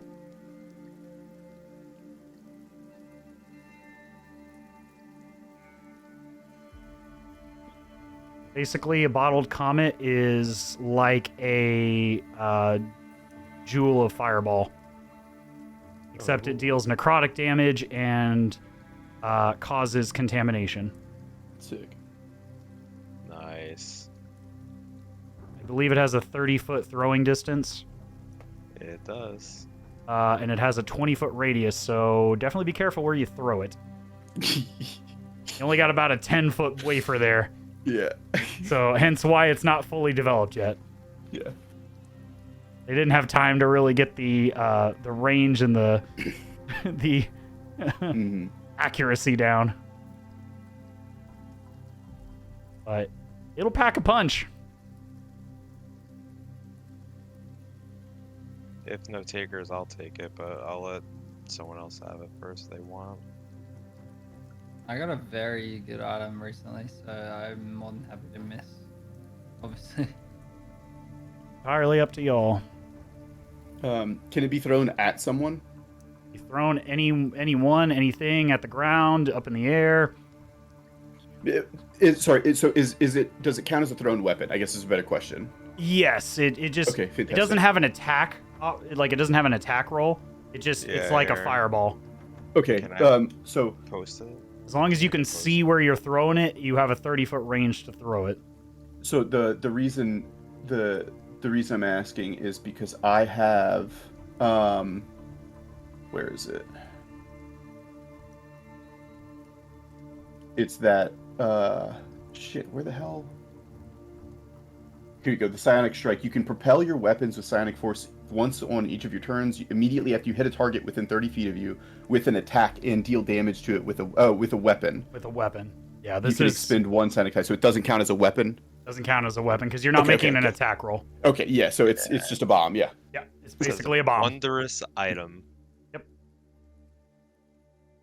Then I would never throw it compared to something else. Like I would always want to be throwing something different. basically like a jewel on a necklace of fireball. Yeah. Up to you, Cedric. If you don't want it, I'll take it. Yeah, why don't you take it? Okay. I ain't looking for that responsibility. Fuck that. Okie You don't dokies. want to carry a bomb on you? Preferably not. No. I'll put it in my bag of holding. You can you can also benefit from one of those aqua deliriums. Any spellcaster can use it. It's not just arcane spellcasters. Oh, cool. Okay. Take one of those if no one's going to be in all of them.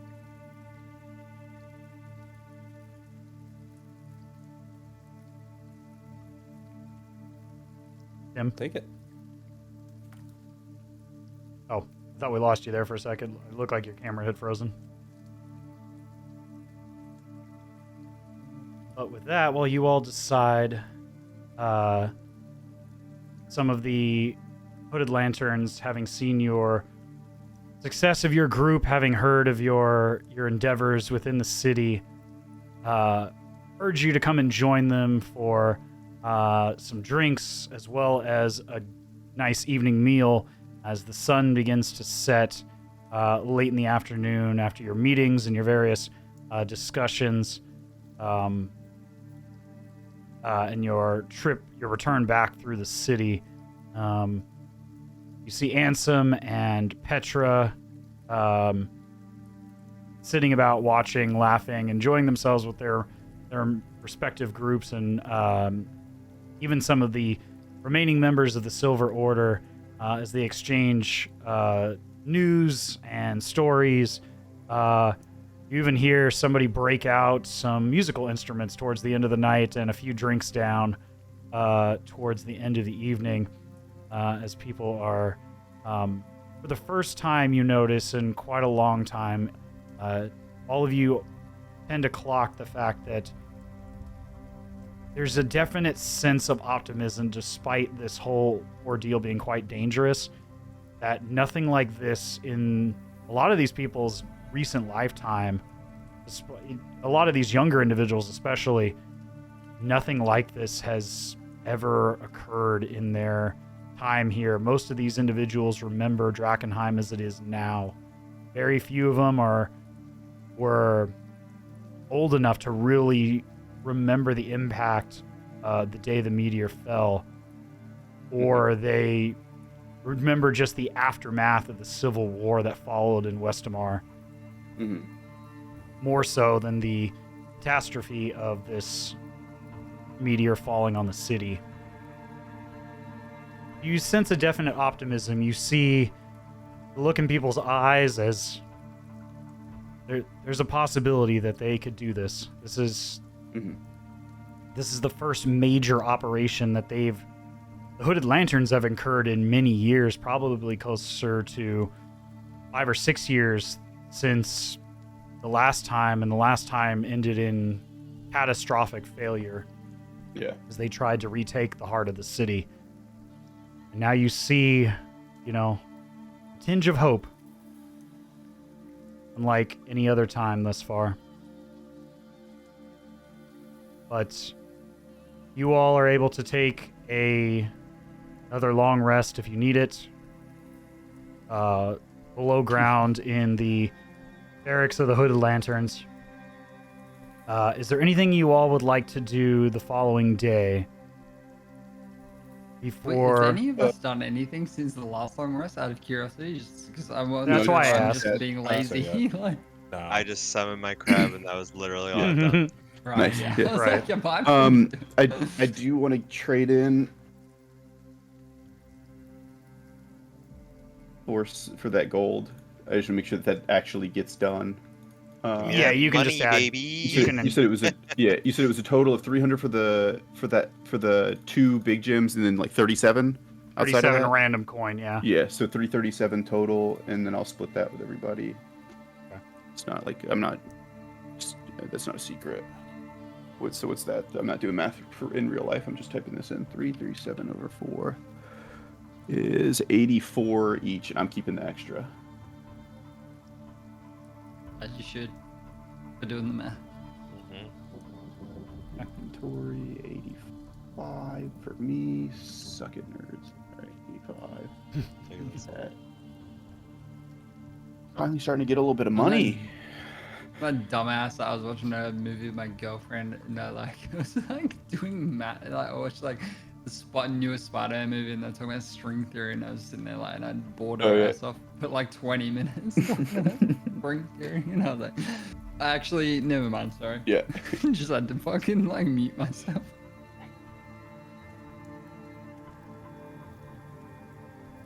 Following day, while you all are preparing, Giorgio, you see the Lord Commander come to speak with you as he asks you to accompany him on a short patrol around the outside of the garrison, not into anywhere unsafe, as this is heavily watched by hooded lanterns all across the various rooftops surrounding the garrison.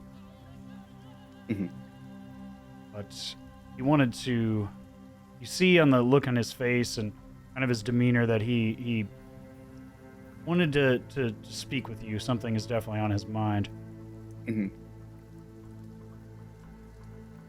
I hadn't seen you since that night during near the end of the Civil War, Giorgio. I assumed you had fallen in battle until I saw you come back here into the city. Glad to see you're doing well. It's been a lot. It's been a lot going on. Understand. Curious, what do you remember of that night?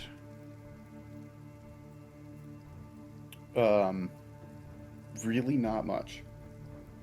I was knocked unconscious, ended up down the river, so everything's a little bit hazy. Some of it has been coming back to me, being back in the city, seeing things that are familiar again. But really all I can remember is this is whenever the strike force came through and killed my mom, right? Alright, I'm reading something in chat. You're good. I'm sorry, I was reading something in fucking chat as well. Shiny, what the fuck? Oh, I can't, Yeah, man. hang on, I want to read this. Hang on, pause.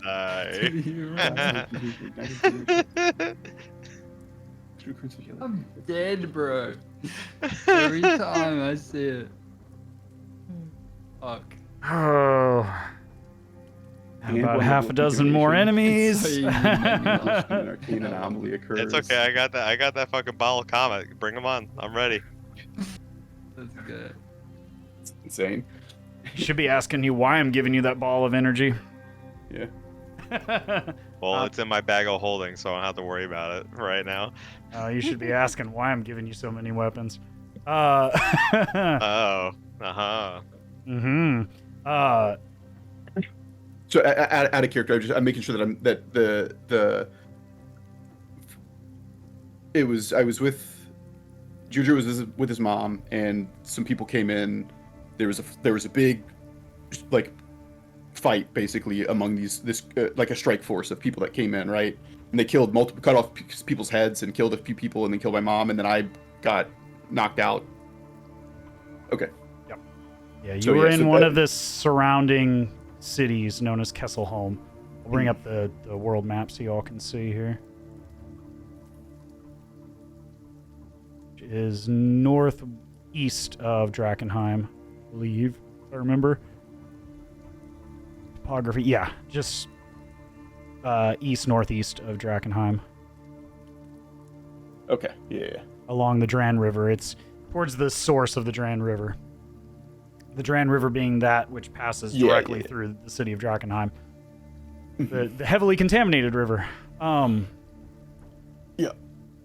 You remember that night, the assault on Kesselholm Keep, the death of your mother, the death of the noble family of Kesselholm Keep during the Civil War, as they had aligned themselves with the the king's brother. From what you remember, the attacking force had aligned themselves with the king's youngest sister, as this power vacuum that was created in the country of Westamar had sparked this civil war, as no member of the royal family had stepped forward to claim the throne.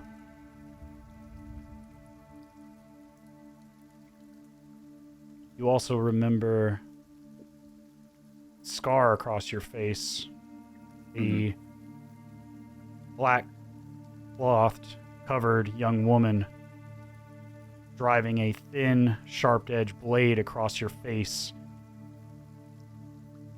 covered with a near-fatal poison.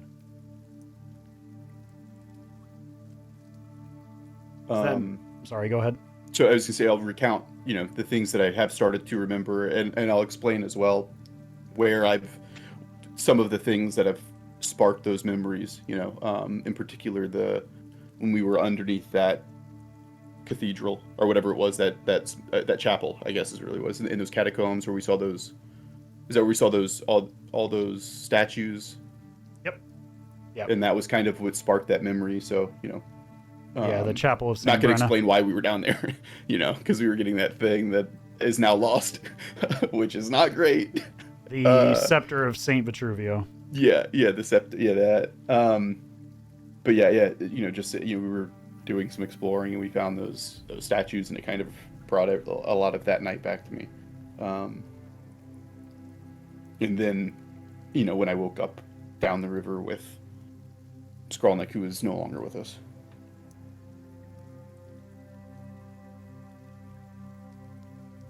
The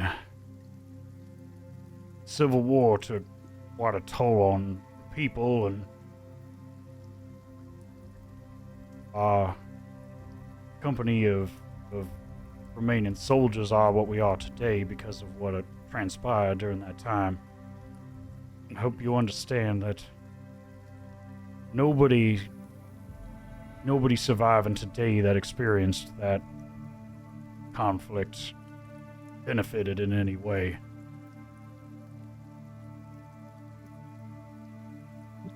It was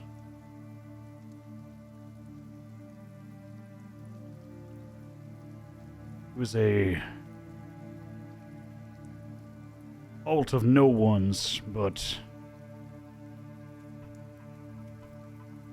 what resulted that awful civil war was a result of greed of noble families. Mm-hmm. And that mourn the death of your mother and good people in that keep. Mm-hmm. But somebody benefited. Somebody that wanted to do that. At the camera. But as awful a night as that was, a silver lining did occur. The death of the brother to the king did result in a final seeming end to this war. Fortunately, without a proper von Kessel to take the throne, we're left still without a heart and soul of our nation. Yeah, some silver lining, huh? What else happened that night? I remember the assassin. I remember vaguely what they look like, but nothing about, any of what happened, how they got there, where they went, why someone would want to do that. Fortunately, we were forced out of the keep. The last thing I remember is watching the Lord Kleinkessel thrown for the top of the keep. His body fallen into the gorge and dragged away by the roaring tides of the river.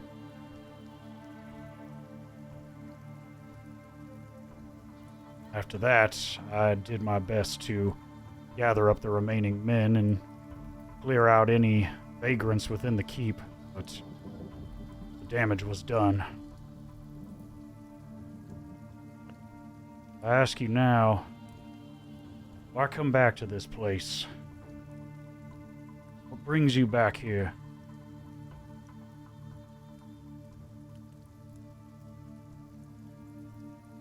Is it home? Is it... I just want to find out what I can find out. I've always been confused as to why someone, of all people to assassinate. What's the motive there? What's the benefit of that? Who gains what? Why would it be done? It's, nobody got out of the Civil War unscathed, right? But to end up, half dead on the bank of a river instead of, instead of just leaving, an orphan now, living in, it's just, there's no reason for it unless there is one. And so I'm trying to find it because it doesn't make any sense otherwise. Well, you're chasing the assailants. If it gives me an answer, yeah. No.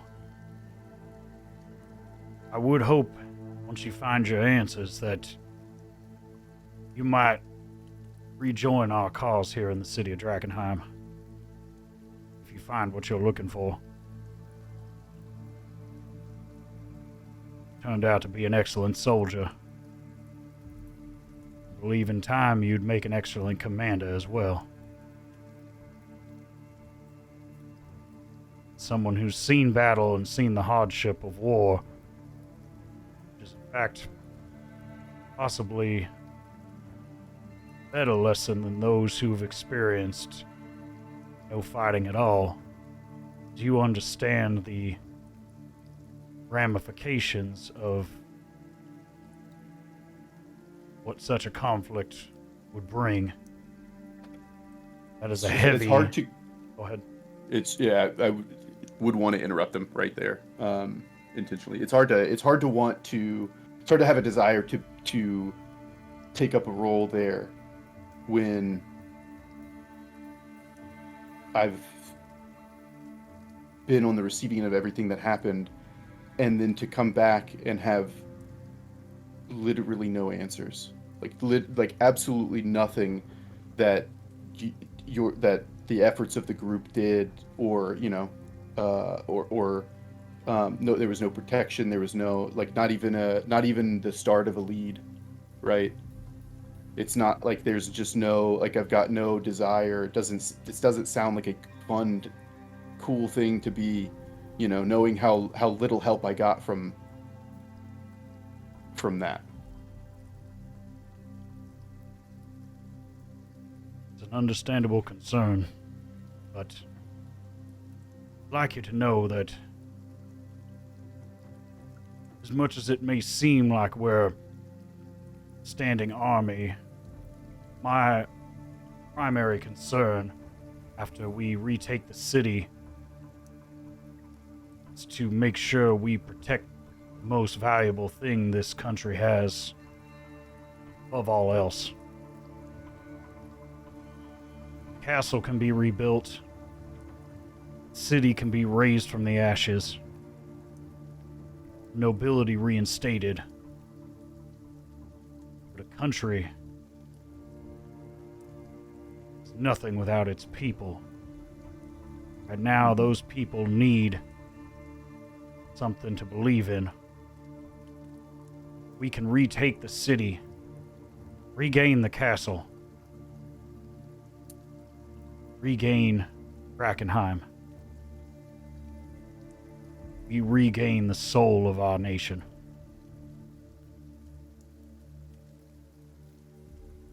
I would much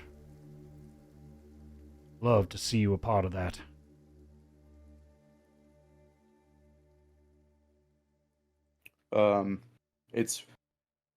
I'm happy to help while it's while it still helps me, but unless there's something else, if there's a better way to find out what I need to find out, then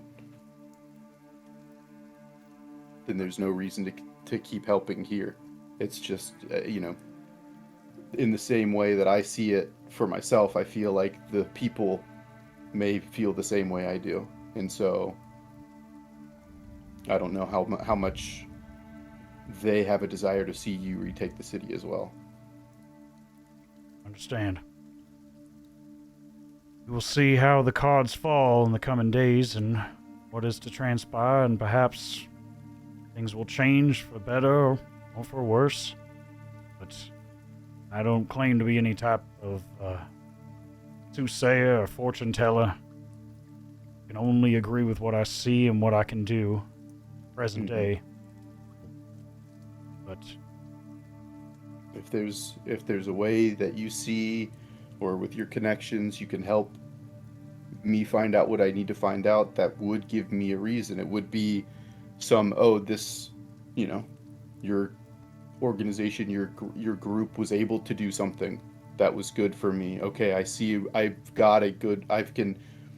would be happy to help and say, look, repay the favor. It's something that put hope in me. It's something that I do want to see thrive. Right now, there's no hope there for me.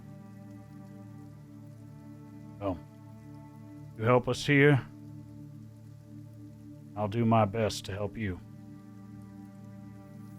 Try to find out all I can about that evening.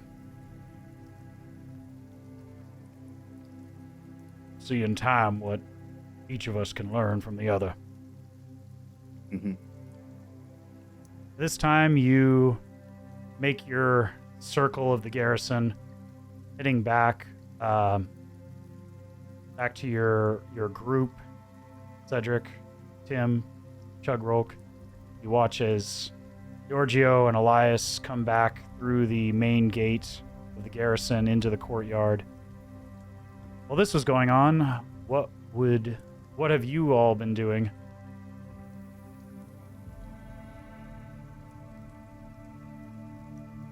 I'm partying with people. Pardon me? Partying with people. Oh, this is the following day. Oh, I'm sorry. The party never stops. Party, right? party I'm throughout sorry. the whole night. Yeah. Well, the I'm party so drunk, I stopped haven't because even- the commanding officers Said Crack- no hanger. yeah, No yeah. hangers allowed. cracked the whip. My camera lagged. Yeah, my It camera's is- laggy. It's lagging a lot. Hold on one second. Let me see something. Sorry, it's All good. a scuffed setup. There we go. That's better. Is there anything you all would like to prepare, like to do? You do have, at this time, if you'd like to change any of your spells, if you have prepared spells, now would be the time to do it. Anything you'd like to try to acquire, or in addition to what you already have, now is the time. As everyone, you see a tension begin to mount within the garrison. All the remaining members of the Silver Order have left either aboard horses or took to the skies on the last remaining griffins on the rooftops of the garrison, as a number of horses are sanctioned off for you all to make your early morning ride to the camp far outside the city of Drakenheim, the location known as Camp Dawn, a makeshift barricaded camp of the Silver Order contingent here in Drakenheim, led by the Knight Commander Theodore Marshall. But before that morning comes, is there anything else you all like to do? Do they have some armaments and stuff like that we could pick through and see if there's anything interesting, anything that might be useful to also grab? Yeah. Give me an investigation check. It's pretty slim pickings as everything's being figured. kind of dished Yeah. out, but see if you can spot anything else. 7 and 5, so a 12. The 12, unfortunately, it is Nothing. it is quite sparse. Yeah, there's nothing of note here. Anything remaining is probably in horrendous condition and not worth taking along, because an unmaintained weapon is the most dangerous weapon you can have in your possession. Yeah. But anyway, is there anything else you would like to do before you all take your last long rest before your early morning ride out to Camp Dawn and the beginning of the assault of Temple Gate? I'm not ready. Like, I don't think there's anything I can do to be ready for this. I've been non-stop thinking about this, and every time you say like long rest, I'm like, wait, I've not done anything since the last long rest. Right, and I'm right. Still not ready. Fortunately for us being fighters, there's not like your long rests recover some use, like recover things that you Some get one stuff, use of, yeah. but that's automatic. So it's like now you just have access to that again, which is great. You don't have to prepare spells. You don't have to attune to stuff unless you've got like some super fancy shit, which we don't really, you know. And I think I really picked it because of that. Like, it's less prep, but I'm also sometimes feeling like, have I not prepared enough? But I think I am prepared. I just ask because, you know, some people like to have Oh, no, 100%. moment or want to do something else that's not, you know, mechanically related, more RP stuff. I always ask. Mm-hmm. But that is absolutely But completely, like, I've been trying to like really like take in everything we've been saying, and I just don't think there's anything that I can do. And I've been trying really hard like to not be myself and like over push with the play. Right. But like, because I'm a very big thinker, and I don't think my character should be that big of a thinker, so I'm like trying to like tone it down. But I also think that I don't think there's much that we can do, right? Like, it's exactly what you just said. Yeah, I think we're just kind of like chilling and we just wait for the fight to happen to us. So yeah, I think we're ready. I do kind of have to pee. I'm not gonna lie. If we're gonna like take it out of the game. Yeah, if you guys want to take a bio break real quick, we can do that. I was gonna push for if we can just do a quick bio, but other than that. Sure. Alright, so I would say. You all, after your long rest, preparing for the assault on Temple Gate, now gathering your things, are brought to the stables where you're given 4 horses to begin your short travel outside the city towards Camp Dawn and the temporary barracks of this Illyrian party of paladins and chaplains and clerics of the Sacred Flame. It takes you about an hour and a half to make it out to this established location. And as you ride up, you see this large walled-off section of forest outside the main city. Large spiked logs have been stacked vertically, pinned within the earth as pylons all along the outer perimeter of this encampment. There are 4 gates in total at all the cardinal directions, attended by barricaded or swinging gates, attended by soldiers and barricaded on the outside with ramifications. You see just the ever so faint, even over the top of this barricaded wall, these vertical, probably 10-foot tree logs sticking up all along the perimeter. You see the edge of a pyre, a large sustained flame in the center of this encampment. Much like the large braziers that are inside all the established temples of the Sacred Flame, the churches, chapels, and the many large cathedrals across the continent, there's always some sort of large sustained flame in these groupings as a sign of support, a means of shedding light in dark times. as well as a means of communing with one's sacred gifts. As you ride up towards the gate, you're greeted by the guards who stop you at first. Halt! What are you doing here? State your purpose.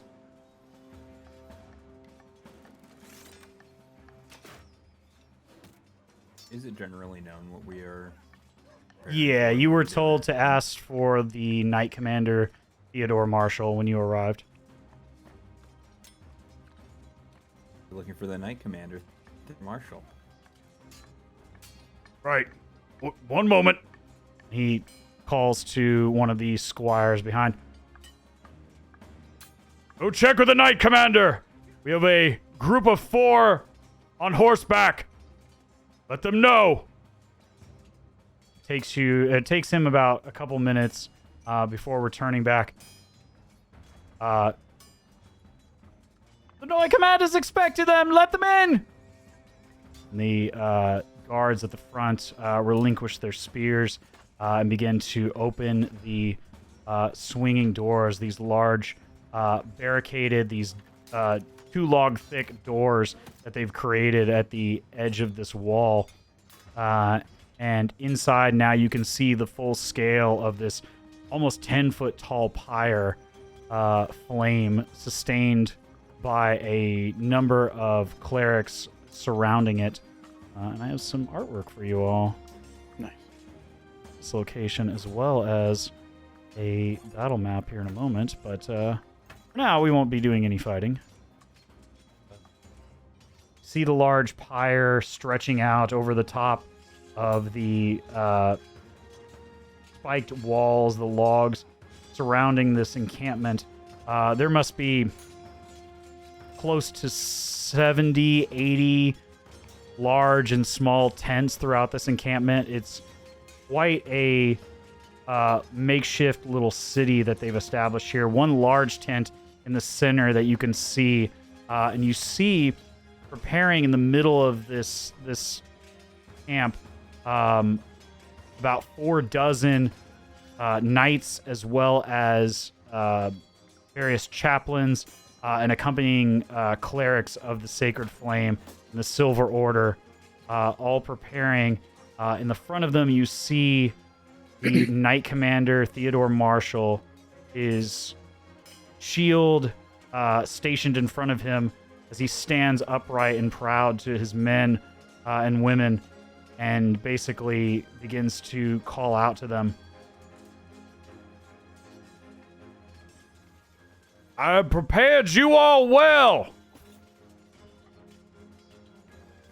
I ask only that you go with the flame. Present yourselves in accordance with this order. Some of you will not come back today, but know that you fought valiantly for your cause.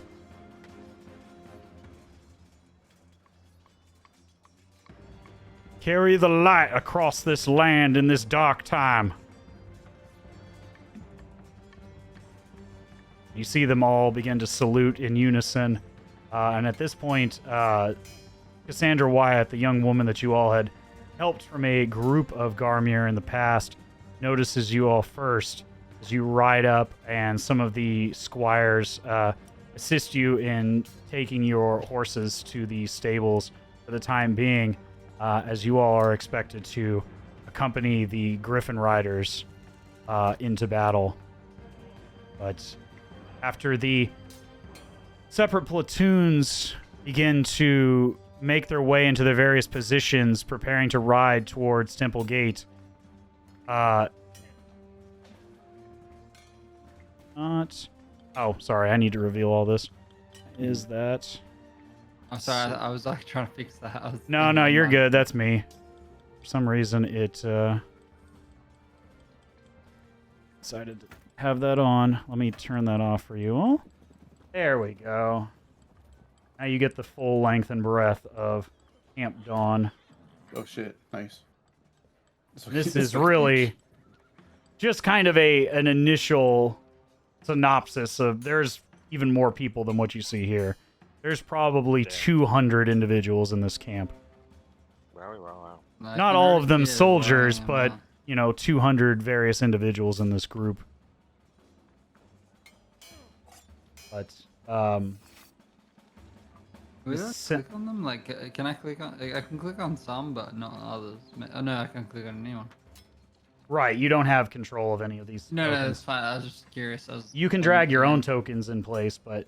Yeah, but like, so they are, like, I was just making sure, like, so those people, they are all people, like, the, Yeah, and there's even, I could put way more on here, but it would be a cluttered mess.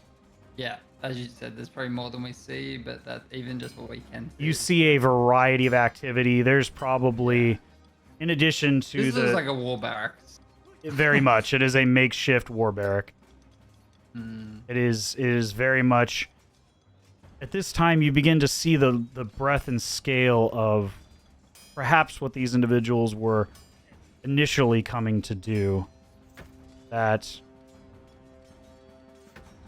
initially, this wasn't a negotiation effort. You even see now, as you get closer to the center of these barracks in the camp, you see far off in the corner, there are these spear-like devices and several canisters of this strange kind of acrid, almost very pungent liquid sloshing around, this kind of just off yellow liquid, almost to like a brownish color at times, contained within these barrels. And some of the squires are wearing chained gloves as they pour this liquid into containers that are fed via tube to these spear-like implements. And you notice at the end of these spear-like implements are these superheated pieces of metal. And as you're just about to have a conversation, as Cassandra, Wyatt, and Knight Commander Theodore Marshall approach you all, you see one of the squires pick one of these large implements up, and it looks very awkward in this young man's hands, as he's quite a bit smaller than some of these knights, probably not more than like 15 or 16 years old at this point. You see him begin to test as he primes the end of this implement, and you watch as a jet of flame sends out at the end of this spear, probably about 10 foot forward, as you see another individual a little ways forward of the line of fire go, "What's it there? You want to light the whole place up?" While it's happening, I'm gonna go ahead and just brighten the flame. The main pyre? Or the spire, or the spear flame? The spear flame. Okay. It's like whichever. Fire good. I'll go ahead and just cast Thaumaturgy on both of them. You extend this flame, and you notice as he releases the trigger, the flame doesn't quite stop. And at first, he thinks the thing's malfunctioning. Until your Thaumaturgy ends, and the flame just sucks back into, as the source of the fuel is cut off.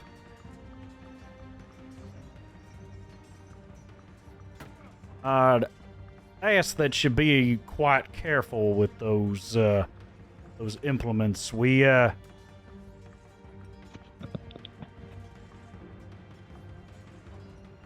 try not to use those in dangerous situations, but we did bring them along in the case that we would need to clear large swaths of the city.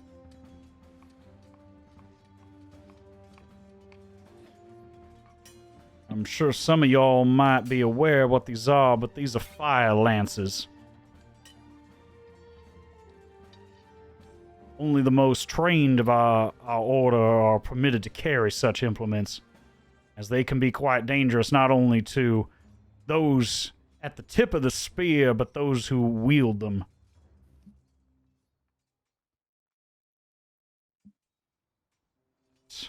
enough of that. We will not be carrying such dangerous weapons along with us. We are flying high above, as you all know. And he guides you over to the southeast corner where about half a dozen griffins are awaiting, including one in particular that's a tad bit larger than the others. This beautiful white with speckles of silver feathers throughout its main body. And it's quite a bit taller than some of the other griffins that are of the typical brown feathered and speckled variety that you may or may not have seen in your year's time on this mortal coil. And up ahead, up in the sky, you see a number of griffins already airborne in a holding pattern as they await their commanding officer to take flight.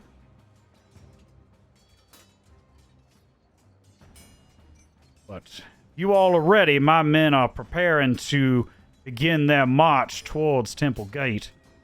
We will try to time our delivery just as they commence battle with the Garmir.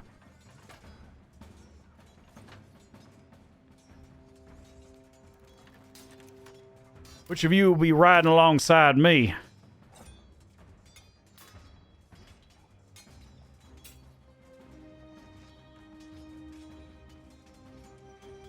All right, my friend.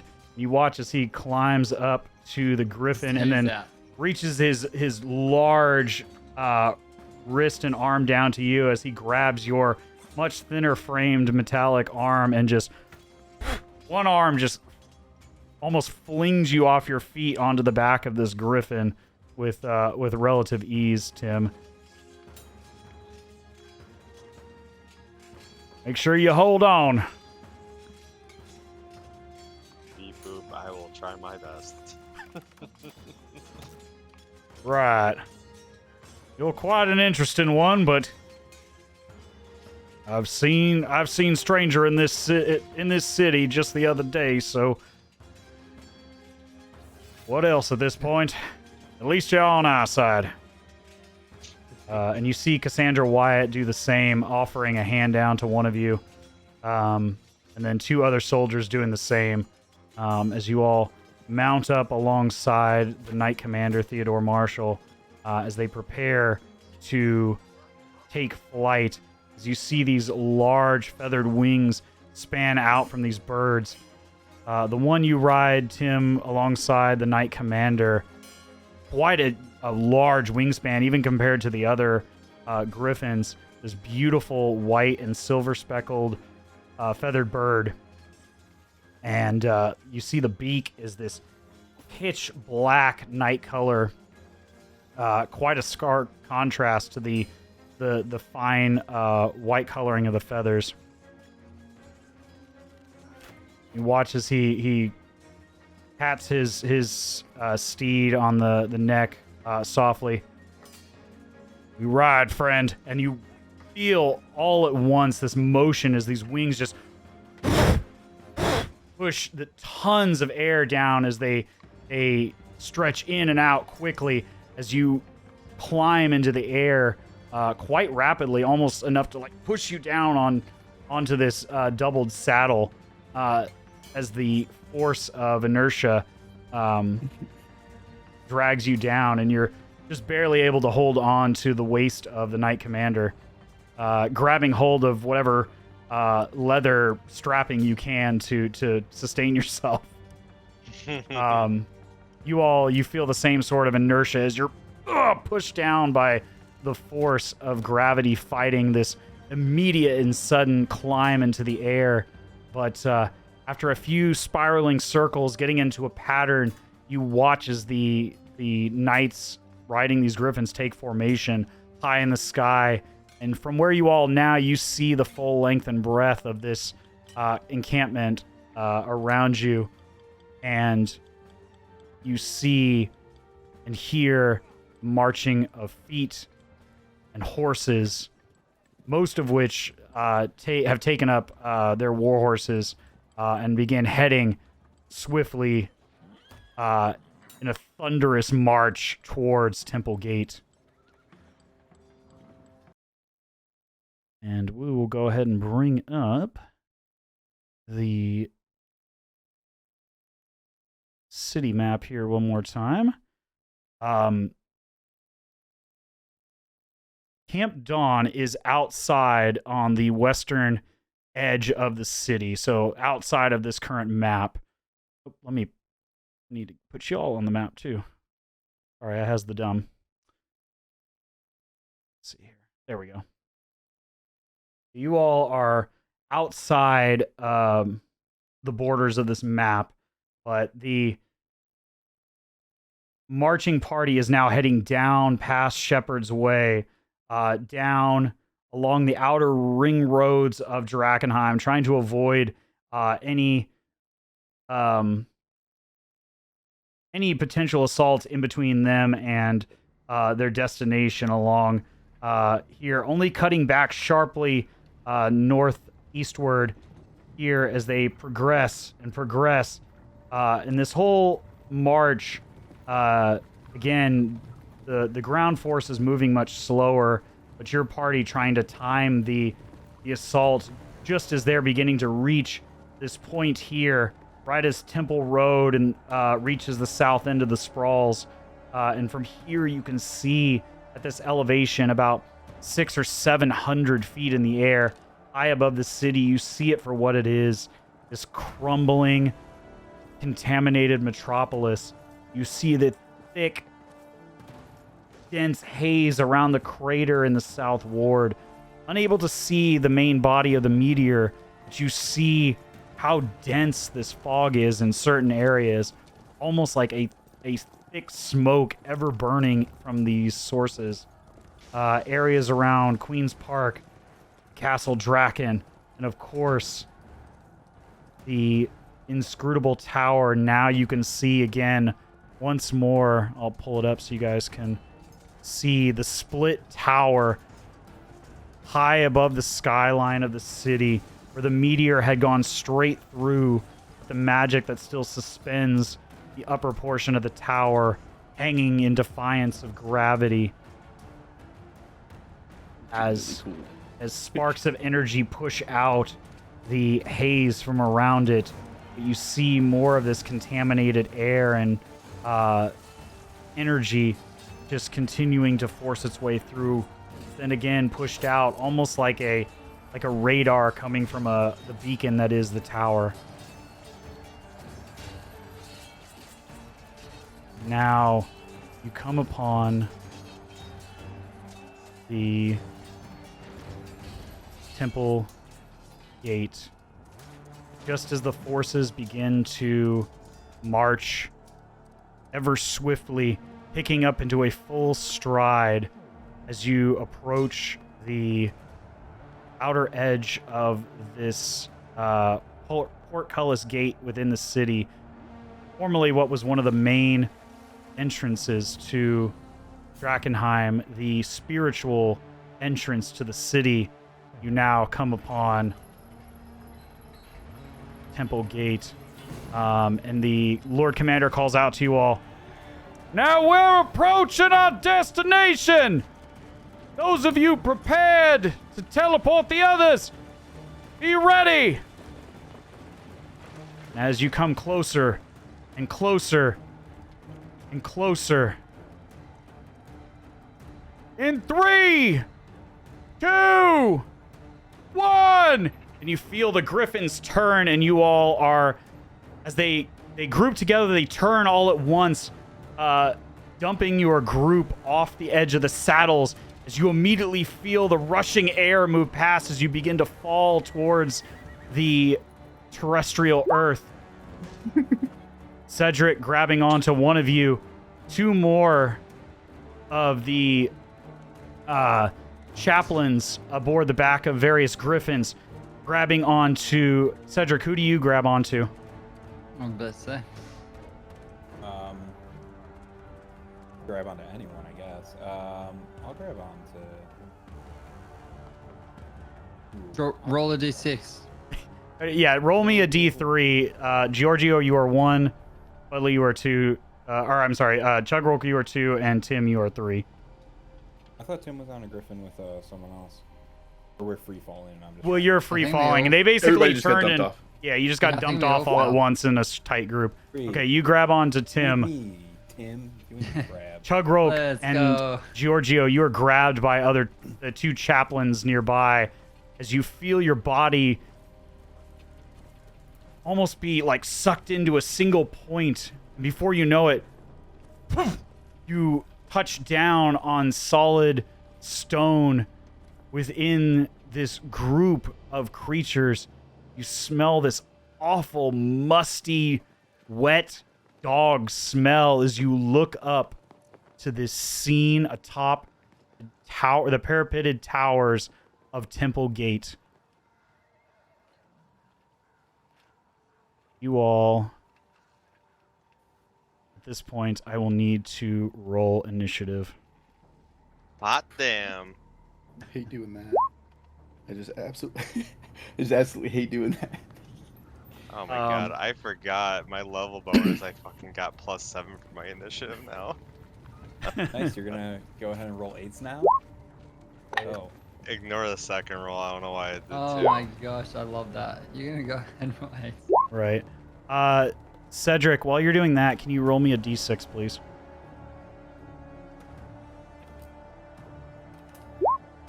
The 2. Your group ends up on the left tower. You and Tim you can set yourself somewhere in the center of that left tower. Left. Yeah, the left tower. Oh gosh. And Unlucky. yeah, Cedric, we're struggling. Giorgio and Chugrulk, you are on the right tower. Wait, Giorgio, what'd you roll? Sorry. Oh, you got. And then I will add the We're not as bad as I chaplains. thought. Not as bad as I thought. No, we're gonna hurt. We're about to hurt somebody. Watch. That's it. That's it. I was about to say. I thought it looked different. It's okay. Where are we? Stopper, how are we like landing on the ground without getting hurt? I might miss that as well. I think someone grabbed us on the right side and. Right, these two chaplains Yeah. that I dropped down were landing with you. Okay. Yeah. Hey, and well, then you- on the Cedric left side, I grabbed think you. It was. Yeah. Okay, It's, gotcha. it's Cedric. part of a spell. We just- Cedric Yeah. covered you, but then our homies covered us. Yeah, I knew Cedric. They grabbed all me. cast Dimension Door, Yeah. as did But I Cedric. think if Cedric hadn't have grabbed you, like if I'm not mistaken, I think there might have been some homies that were ready to grab y'all. Oh, I would have just casted Featherfall. I would have been good no matter what. Oh, I could oh. have protected Hey, us. hey, hey, don't look after yourself. I'm just trying to think It about would've the taken- long term, man. I can What? see where your head is. Like Featherfall I can. is for 5 people. So excuse Oh. Well, you should have spoken up. Well, you it know? would have taken you 10 turns to get down, though, so there's no telling what could That have would have happened. been okay. But- Maybe that could have But helped. we That would could have made it down just All fine. right, That well, could have helped. You, We that's might have why been I able to asked, watch was there a them for means of 5. getting down? Yeah, we could have watched them for 5 turns, struggling below us, and I could have maybe taken a But, dookie. Let them do all the work and we'll clean up. Tim, drop your token on that left tower, if you don't mind. Yeah. No lie though, I'm still worried. How are we feeling on time, guys? You want to... I'm good. You're good? Clear this. How Yeah. about... Okay. Yeah, like I'm definitely. I don't know if we're going to finish this all tonight. There is a lot to get through. Yeah. I okay. got all kinds of time, and I'm not tired of playing D&D yet. So. Yeah, I mean, I do have like, I'm not gonna lie, like I do have some randomly my fucking landlord's coming around in like 40 minutes, and my folks do have a holiday that I'm traveling Okay. to after this. Likely we'll keep these initiatives for a while, so... So yeah, like I'll put you in the perspective, but I'm like not Lord. playing, I have to wrap up. But yeah, like I probably don't have all day as much as everyone else might. Yeah, I mean, I could probably do maybe like another hour, realistically. We'll try I'm to probably shoot for in- that, but probably- yeah, tell me if I I'm forget. probably in Chinese Oh. time frame. Yeah, it's just because, I No, get no, up I early. feel you. I Like, got I'm not Easter gonna lie, thingy like- tomorrow. Yeah. Yeah, being Easter weekend, I didn't expect everyone to be super free, so yeah, like my folks did plan some stuff, but I didn't really expect my landlord to be rocking up in like 40 minutes. No, your landlord's being a dick, That regardless. was weird as fuck. I don't know man. what they're doing, but they're being a dick. Landlords suck. Yeah, Landlords So- suck. 100. All right. Then give me one sec here.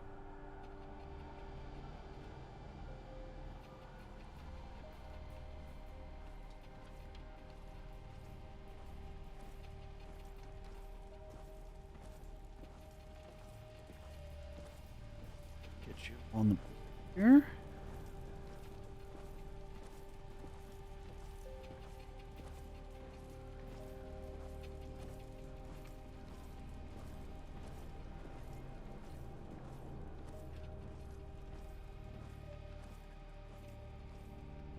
You have advantage on initiative, Tim? So the 26 is your roll? I have +7 for my You clicked initiative. it twice. You clicked it twice. Yeah, okay, yeah, so I just didn't 26. mean to Yeah. click it. Yeah. Okay, Sorry. I was Better sorry, I was one. getting confused. Okay, and then Yeah. It's kind of my wife's laptop's a little rough trying to click on Oh, things you're on good. the And don't blame the tools you got. listen. Me coming from You're right. my folks. I was like, I could You're have come right. up last night if you needed me to. Like D&D used to be played on pen and paper. Like, I'm sure I could have dealt with it. And like, well, if we were doing this my pen and wife- paper, I would have like one of those towers for initiative. It'd make this a lot Yeah, I easier. would love to have a little dice Nice. tower. Like an initiative tracker tower where you can move the little magnets up and down. oh, that's Oh, yeah, that's yeah, re- yeah. that's They're really that's nice. cool. I thought about getting one for this, but the board's easier to use for me. Mhm. Yeah. 'Cause not only can I They- track yeah, initiative, but I can track hit points with it, which is nice. Yeah.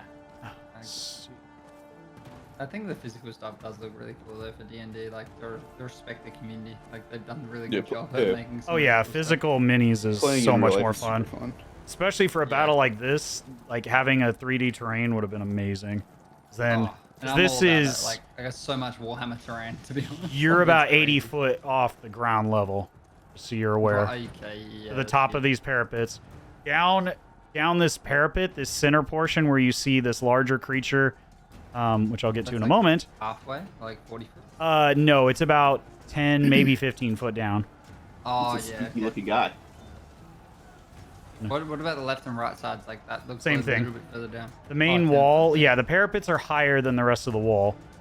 Like they're 10 to 20 foot higher, and then depending on which wall, and then in this case they're about 10 foot. We'll say 10 foot just for the sake of sanity. Oh, no, that's cool. Like I was just saying, like as you said, 3D terrain is really cool for that kind of perspective. Right, it just makes it easier. And then, sorry, I'm trying to keep. Because I do the same thing. With Oh, I got Warhammer, like, yours. I played very casually. Like I mentioned to you guys, but like I still bought a lot of 3D terrain for like just because I love it. Like, Yeah. Right. makes it. I've also like Set gotten up. commission painted models and stuff like that, just because it like makes it Uh, yeah. really cool looking shit. Oh, that's what I was Pre-study when I actually had a salary. That extra roll you had, Shiny, really messed me up. I was like, why am I getting the wrong Yeah, numbers sorry. here? No, you're good. You're good. You're good. Shiny too cracked. Just out here breaking DMs. Threw me off because I was like, why do I have 5 now? When because it's like weird to explain if you guys don't know how the mechanics work, but in the game I'm playing called Monsters of the Week, I'm playing this character called the Summon, and my sword does, I think it's 4 or 5 harm, which is really high damage for no reason. So when I was fighting a monster that my DM threw at me, I basically killed it. He's like, "Oh, I didn't know that was a default weapon for you. I didn't account for that. Thanks." And I was like, "That's not my Oh fault. my- You gave." I was like, "You Yeah. gave me the character sheet. I'm just following what it says." Right. He's like, If you "Yeah." didn't He's read like, it, "Nope." Yeah, he's like, "Nope. That you're right. I didn't read it. That's my bad." So then he started doing things because like, what do you do? My character has like +2 armor, so something hit me, it didn't do any damage. He's like, "All right, all my characters do armor piercing against you." I'm like, "Oh, all right. We're just gonna start changing rules now." Okay, Just sure, change- fine. change it He off just the change it cuff. on the fly. Change it on the cuff. He's like, "I'm just gonna All- start doing it." I'm like, all right. right. As you all stand from your point of destination, spell getting you safely down to a terrestrial point, not quite at the ground level, but a terrestrial point nonetheless. You look up as you stand above these parapeted, barricaded walls, and you immediately realize you are surrounded on top of these 2 towered areas by Chugrulk. Did you add your token to the right side? Mhm. I don't I see think you. It's I underneath. did, It's yeah. underneath one of your guys. Sorry, Oh, that is might he be where- it. Sorry, I see it. One of the yeah. Oh, one okay, of the- there you go. Yeah. That's my bad because I see it over Okay. the other guys. Gotcha. In my Okay. I just was like, where's everybody? We're missing somebody. Yeah, no. Yeah, 100%. As you stand up, you all also hear this horrifying, chorusing roar from a much larger creature chained up on 3 sides by a trio of Garmir. This 3-headed monstrosity that stands below you on the lower level of the wall. Its front half, feral and feline, with the head of a lion. Its back half, hooved, with a swaying, scaled red dragon tail, scaly dragon wings, the head of a dragon and the head of a goat accompanying this monstrous lion's mane and head as it cries out.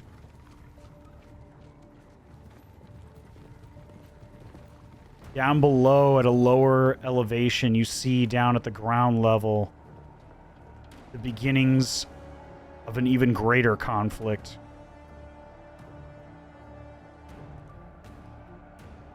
As griffins, warhorses, paladins, and the Garmir clash in all directions at the head of the gate. In total, there's at least 100 Garmir above, behind, and possibly inside the walls of Temple Gate.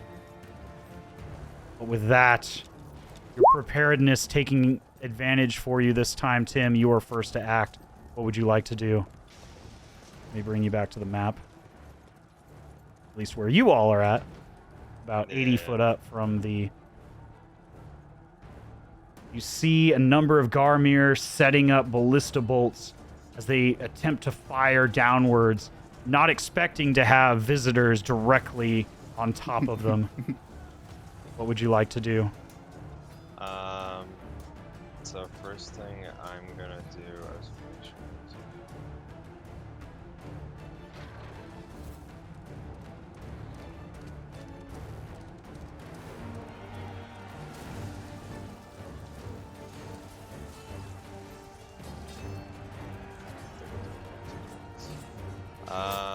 I am going to cast...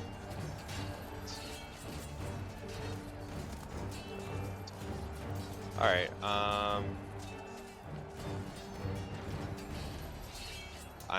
I'll start with a, I'll just do Firebolt, or not Firebolt, right? Is it Firebolt? It's been a while since they used it. Yeah, I'll just do Firebolt. I'll aim at one of the guys on the ballista. Or am I engaged to the guy next to me? I just realized that. You're within melee range, so that one would be at disadvantage, but you could fire at another one and not be at disadvantage. Oh, I could do that. Okay. Alright, I wasn't sure. Then I will aim for the one that's next to him, then. That's basically in front of Cedric. Okay. Let's see it.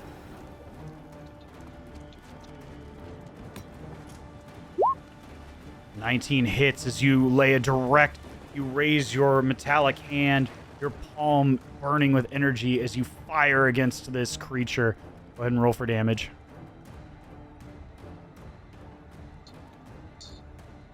Nope, not that one, sorry. So 17, and then...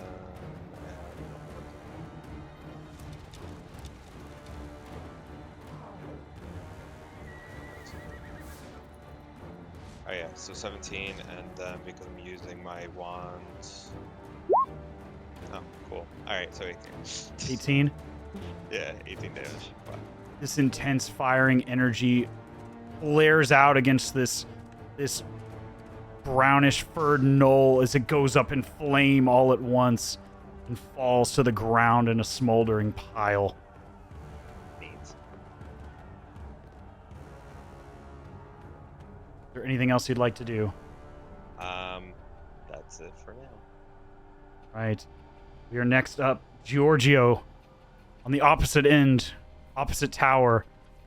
You are also surrounded by various creatures here, but accompanied by a couple chaplains. I forgot to put on the initiative order. Give me a moment. Rolled really bad. But but you are next to act. You see the same sort of ballistas and this awful 3-headed abomination below you. What would you like to do? How high are these railings? The parapets are about 4 foot up from where your feet are.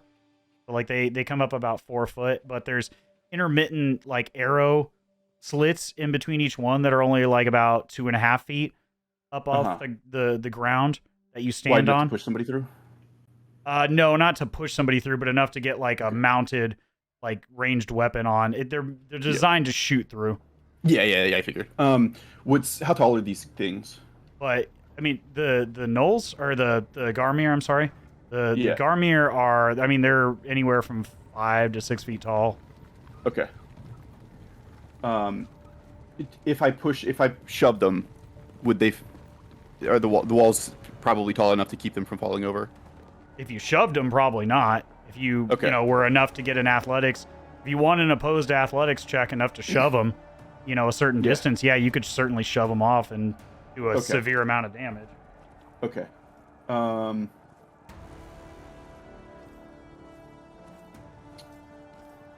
Okay, so we'll start from where I'm standing. I will throw one of my hand axes at this guy. Okay. And so that's going to be a 12 and 9, so 21 to hit. 21 hits as you send this axe hitting center mass of this creature. Go ahead and roll for damage. 1d6 plus 6 damage, so that's a 1, so it'll be 7 damage, but then I can also expend one of my psionic dice for the it's under other, I think, psionic strike. So I can deal an extra 1d8 plus 2 force damage to it. Okay. Which will be, where's my d8? There it is. So 7 damage. This is going to be 6 plus 2. So another 8 damage. So 15 damage total. Okay. And I can move it 10 feet. So all right. shove it 10 feet. It's a strength roll, or a strength saving throw for it. Okay. What's the save on it? Extras. Let's see, where is it? It's going to be, I think it's 8 plus my stuff. So where's that?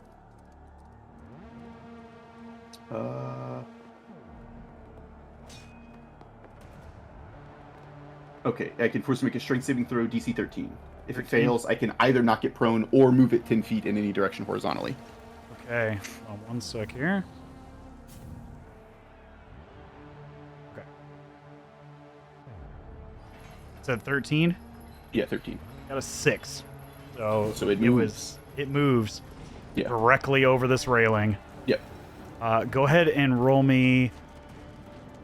I don't know if you even have enough dice. This is going to be 8d6. 8d6. Well, I've got 4 of them, so I'll roll 4 and 4. Okay. So that's going to be a 2, a 1, a 5, and a 5, so 13. Okay. Yeah, it's toast. Between your damage great. now and... Got him. If you want to roll the remainder and find out how hard this thing splats, go for it. Yeah, I do. Okay. So that's going to be an extra 8 damage on top of that. So 13 and 6. No, 13 and 8, sorry, is 21 plus the 15 I did, so 36. 36 total damage. There is no way this thing survives. As you watch it sail off the end, as it's trying to pull the axe from its chest, it manages to get it out, but the initial force blasting it over the edge of this parapet wall. My axe doesn't fall? As it falls back, and a few moments later you hear this soft...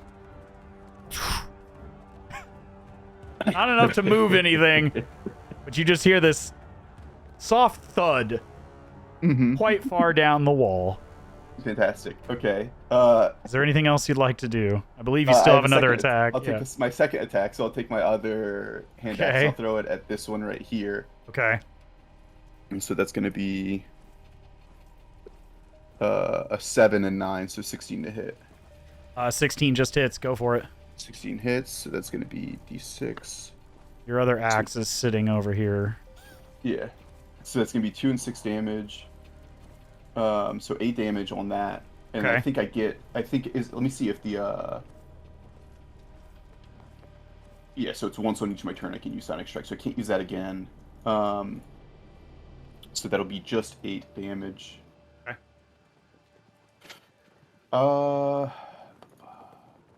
Is there anything else? Just gonna mark this one has been attacked. You said it was 8 total, correct? 8 total in the second. Yeah. It is bloodied. Okay.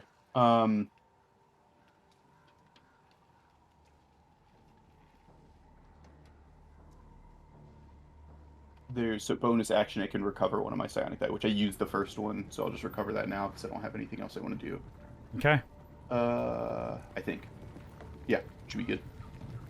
All right. With this, seeing your group appear out of nowhere, a number of the Garmir that are not trying to load the various ballista and attack the creatures below, begin to take notice of your group and attack. This one you struck, Georgio, are going to come after you. Chugrulk, this guy's going to come after you. These other two are trying to load the ballista. This one's going to come after you. Start on this side just because I'm already here, and then this one's going to attack the chaplain. We'll start with you, Georgio. Moment How here. many people near me? I know there's like not just me here. Okay. That 20 AC is going to do a lot of work, just so you know. All right. Well. Oh god. I know. Yeah. But Yeah. I think the highest the first guy got was he got a 15. I don't think hits. Yeah. The other guy. Yeah, he gets an 8. He's not gonna hit. This one's coming after you, Chugrulk. That one's an 18 to hit, which I don't think hits you. And Fat 20. the last one is a 21 Oof. against you, or second to last one is a 21. He's going to attack you. I believe that hits.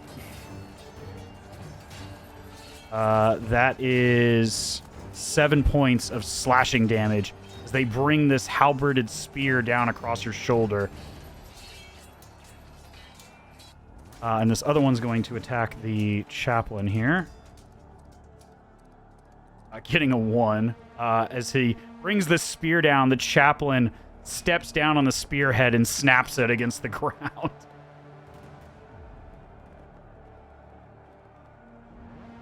One sec here, I'm just gonna...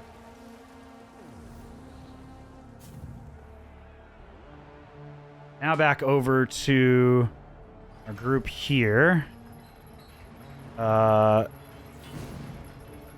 This one is going to attack you, Cedric.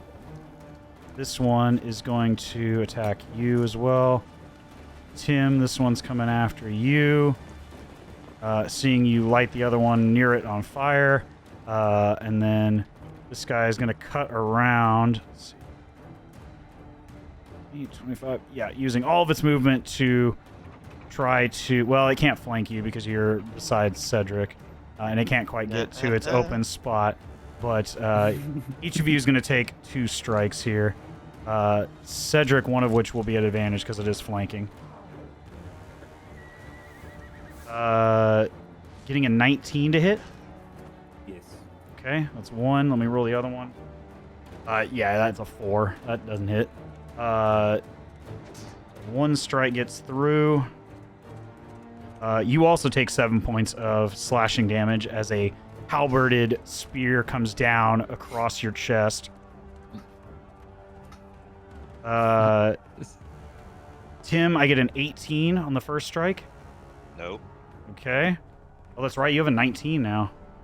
Yes. Right. Just barely miss, and the other one's not going to hit. So yeah, you are adept at dodging both, just narrowly avoiding the first as you raise up your new plated armor. My frame is so slender. I'm getting a little wiggly with all that dexterity, like.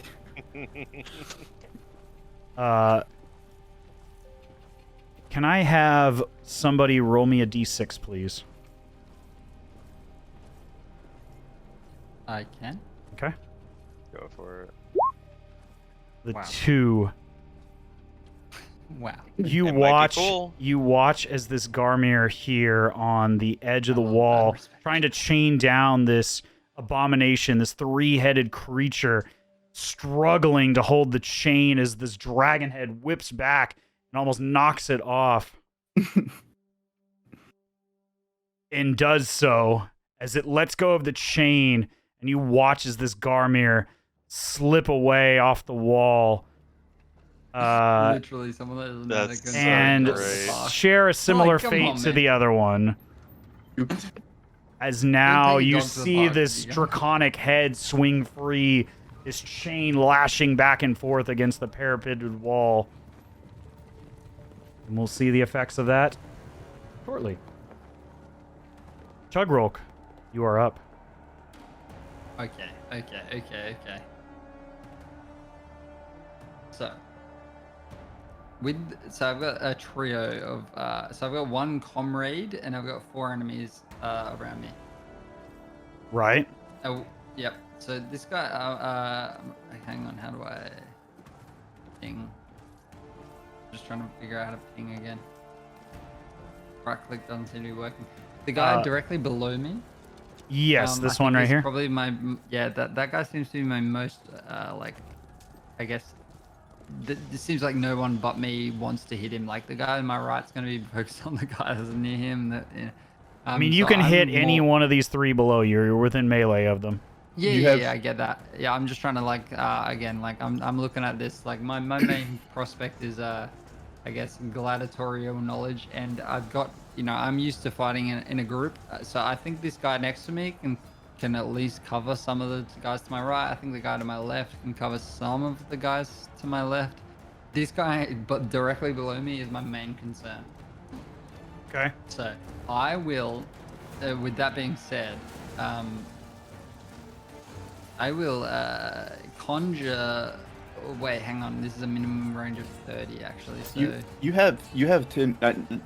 Not. I don't think it would change your. So you got 10-foot melee range, right? yeah. Yep. So yep. literally, You the can only hit one it. that you Yeah. can't reach is the one that's right directly below me. 100%. Yep. However, I'm looking at. I have a lot of Yeah, weapons. if you've got the guy that you want to get. Yeah, so I got a lot of weapons. Some of them have a minimum range, which isn't 10 foot, is what I'm saying. Which weapon No, are you okay. referring to? I guess, like, for instance, like the weapon that I just got is a minimum of 30. No, It's that's a- for throne. That's for thrown property. You can use it Look as a at melee reach. weapon. Look at reach.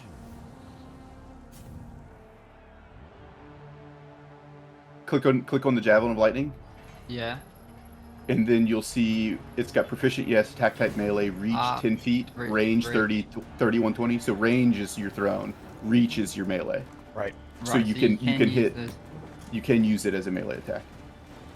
Okay, that makes more sense. You can't So I turn was it into a bolt of confused a little lightning. bit. Yeah, I was with just that. confused a little bit, like, as to how those things work. Because I was thinking the same thing, because it's like seems similar to the Yilkwa, which has a 10-foot radius. Mhm. Yeah. That helps a lot. Thank you. That being said, actually, then I can't use the lightning properties on it unless I'm 30 foot, correct? No, you can. You can attack up to 30 feet. Oh, Yeah, that's its maximum range without imposing disadvantage. right. And then a 120 feet is maximum range with yeah, okay. That's I thought ranged attacks in melee were at a disadvantage.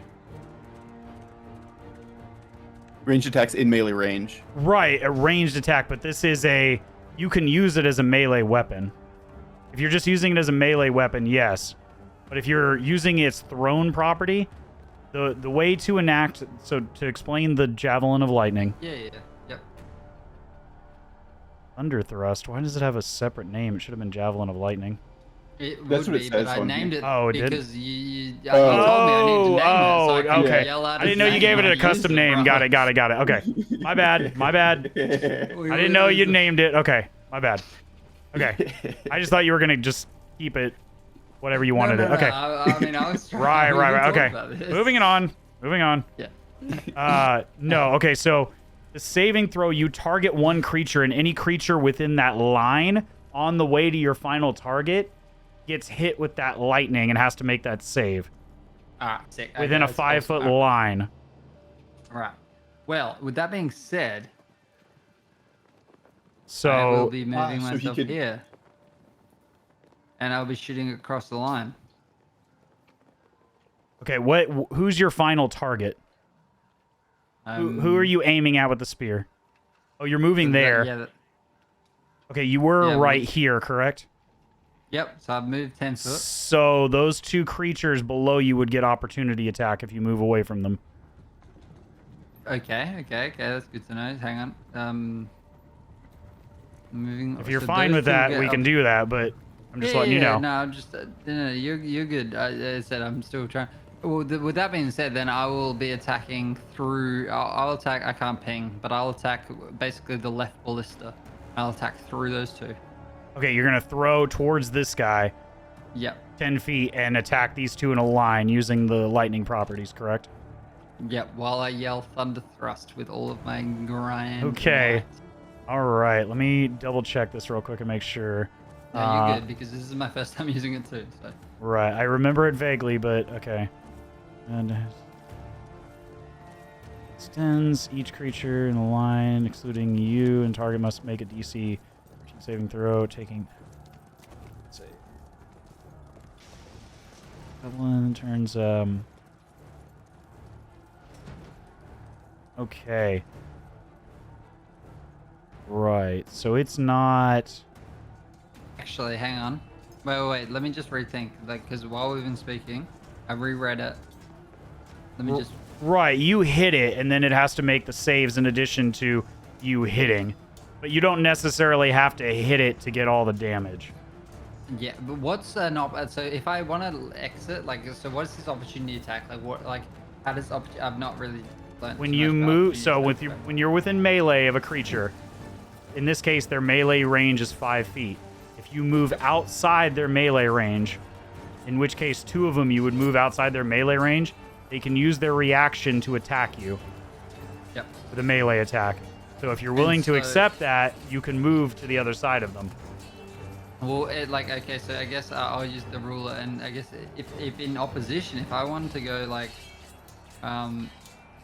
here, You'd still take, then you'd take melee from all 3 of them.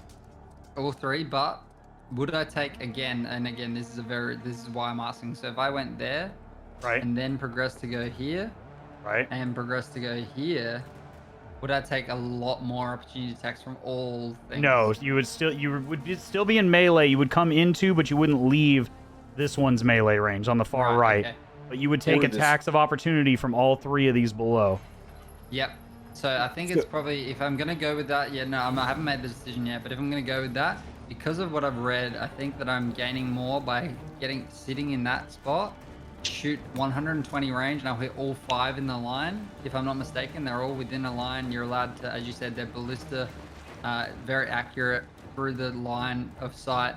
I hit these 3 and I hit those 2. You would need to stand here. No, Not here. brother. I would need to stand here because I'm gonna shoot all the Right. way through to those Oh, you're going across to the other. Yes. Right. Okay. The Genius. one in So I'm below Cedric. sniping. Okay, I see what you're saying. What I would suggest you do, if you want to stand there, All 4. That's why I was asking. because if you end right here, then you never leave the melee range of this one. Okay, yeah, no, that makes a lot of sense. Yeah, So no, when you 100%. step into the square right here, So then yep. the one on the left gets an attack of opportunity Gets on one, you, but nothing and then when else, you yeah. step again, this one gets an attack of opportunity on you. So Yeah, it's 2. It's yeah, only okay. 2, Rather which than is not 3. great, but 2v3. Yeah. But moving through those creatures, these are not small creatures. In order to move through this tight space, you'd need to make an athletics check to push through. Oh, I'm athletic. Don't worry. Okay. If you don't make it, then you're not going through. No, I'm all for it, but I appreciate Okay. all the information. 100%. It's going to be opposed to So, yeah, athletics. I will do what you're saying. I will go with Okay. the down one right and to the right once, and then I'm going to try and shoot through the left. Okay. I know that you don't need to say that all 1 month, but I'm used to one. Right. Start by giving me an athletics check. We'll see if we can make this work. Yeah, no worries. All right, 22. They have to beat your opposed athletics check. Just to match it, he has to roll a natural 20. So this is not likely. No.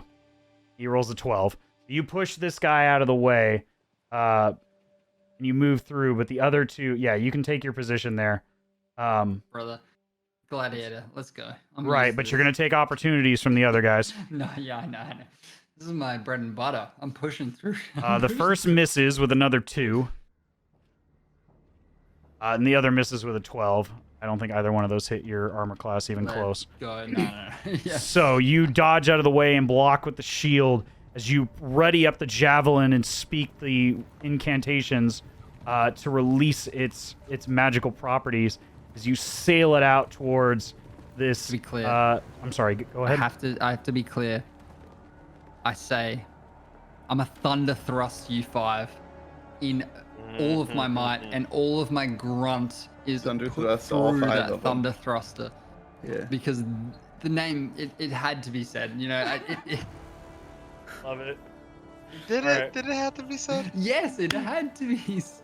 All right. Made I'm with it. Technically, I'm it with says it. in the description you have to say the word. It is required It is is required. to turn required. into bull Alright. fighting. If we're going per the rules of D&D as written, it must be said. Yeah, I am had only to. following the rules. It's also really fucking cool, and I want to see what happens. Hell yeah. All right. Go ahead and roll your attack roll against the far one with disadvantage, Okay. because so it is just- at the long range, and then so we'll. just, hit it twice, correct? You can right click and click disadvantage. Oh, well, I'll do it someday. Oh well, there you go. There you go. I mean, Oh. either way, you're gonna hit. All right. Okay. So Got him. I need to make 1, 2, 3, 4, 5 dexterity saving throws. I think. Okay. Let me double check and make sure. I think the item has its specific. Yeah, 13 dex. All right. All right. This is gonna be fun. All right. you- I does- don't. All right. Curious, does it deal 46 to each of them, or does it deal 46 damage and then they can either take full or half? Each of them, if they take full or half. If they save, then they only. I think they only take half. Let me double check. So, better way to phrase my question. Does it deal a set amount of damage, or does he roll damage for each target? He rolls damage total, and then whether or not they save or fail, Okay, yeah, they take the damage. And it's the same for every whether they save or fail is the only differentiating factor. Yeah. And then the one at the end, who is the actual final target, is the one who takes the additional strike. Also takes the 1d6 plus 6. Right. So we'll resolve this here in a sec. I just need to double check if this is a yeah. Why do you think I wanted to kill you with the Harvey matron? It's a powerful freaking weapon. If you get it lined up, it's really good. It's a Yeah, lot that of is good, dice. yeah. It's a lot of dice. Well, you're only rolling 4d6, and then but it can do a lot of damage. Yeah. Oh yeah, like you Lightning hit damage on levels. failed save, half as much. Okay, cool. Okay, so it's not a save or suck spell. I just needed to double check that. Okay. All right, so first one directly in front.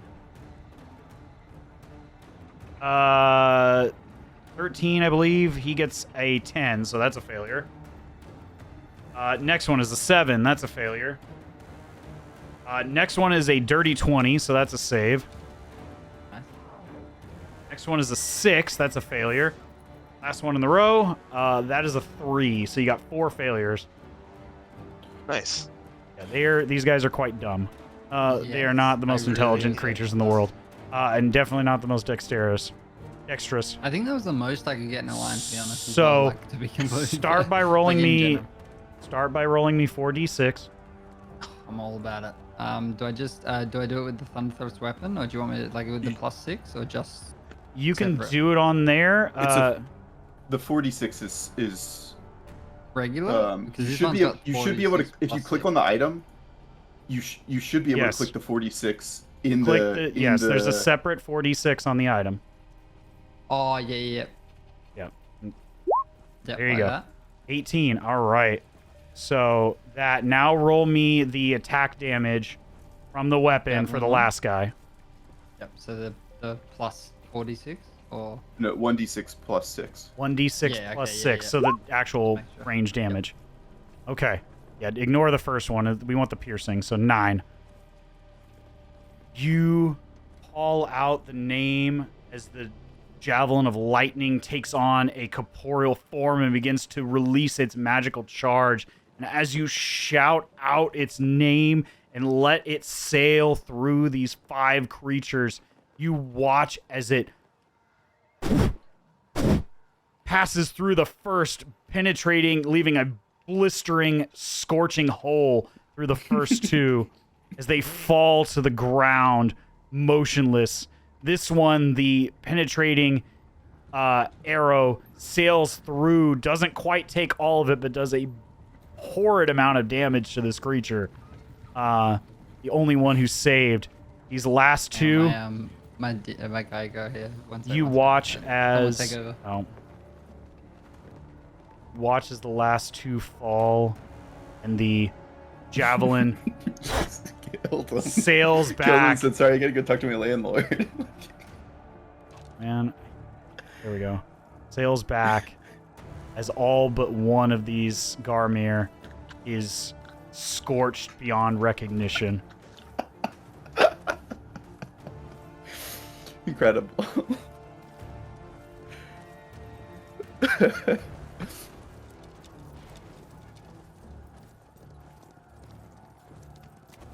Fortunately, these 2 were too low to be hit, as well as the larger creature. Yeah. I'll wait for him to get... Hopefully he doesn't take too long. He still has his second strike. I don't know how long he's going to take.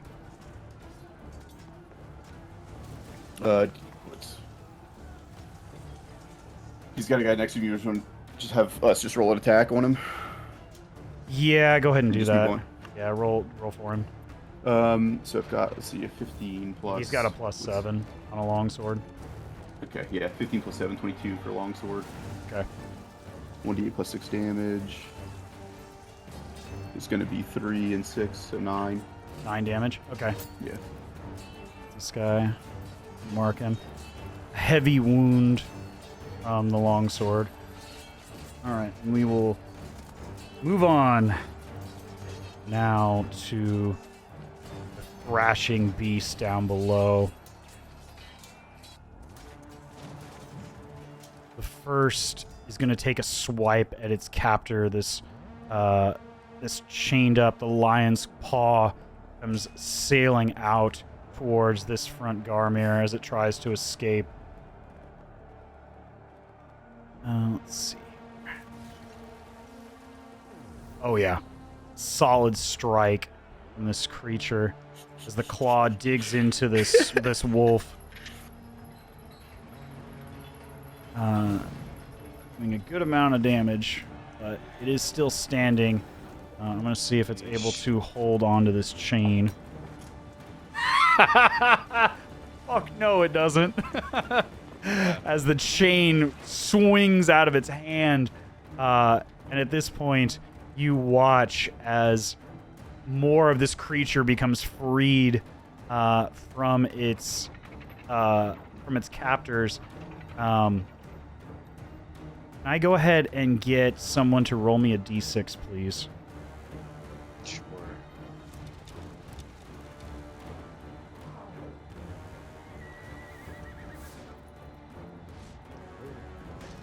There we go.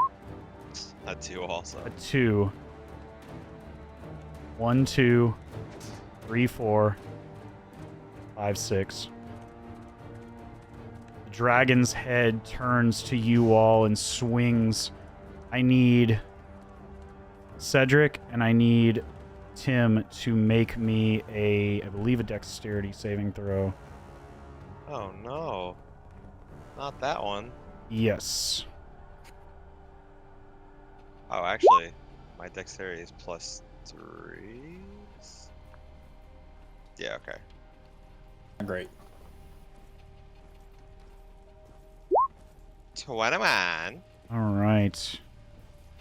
You watch as a cindering jumps out of the ember way begins and to causes form in the die. back of this thing's throat as a jet of fire sprays out over both of you and the surrounding creatures above. And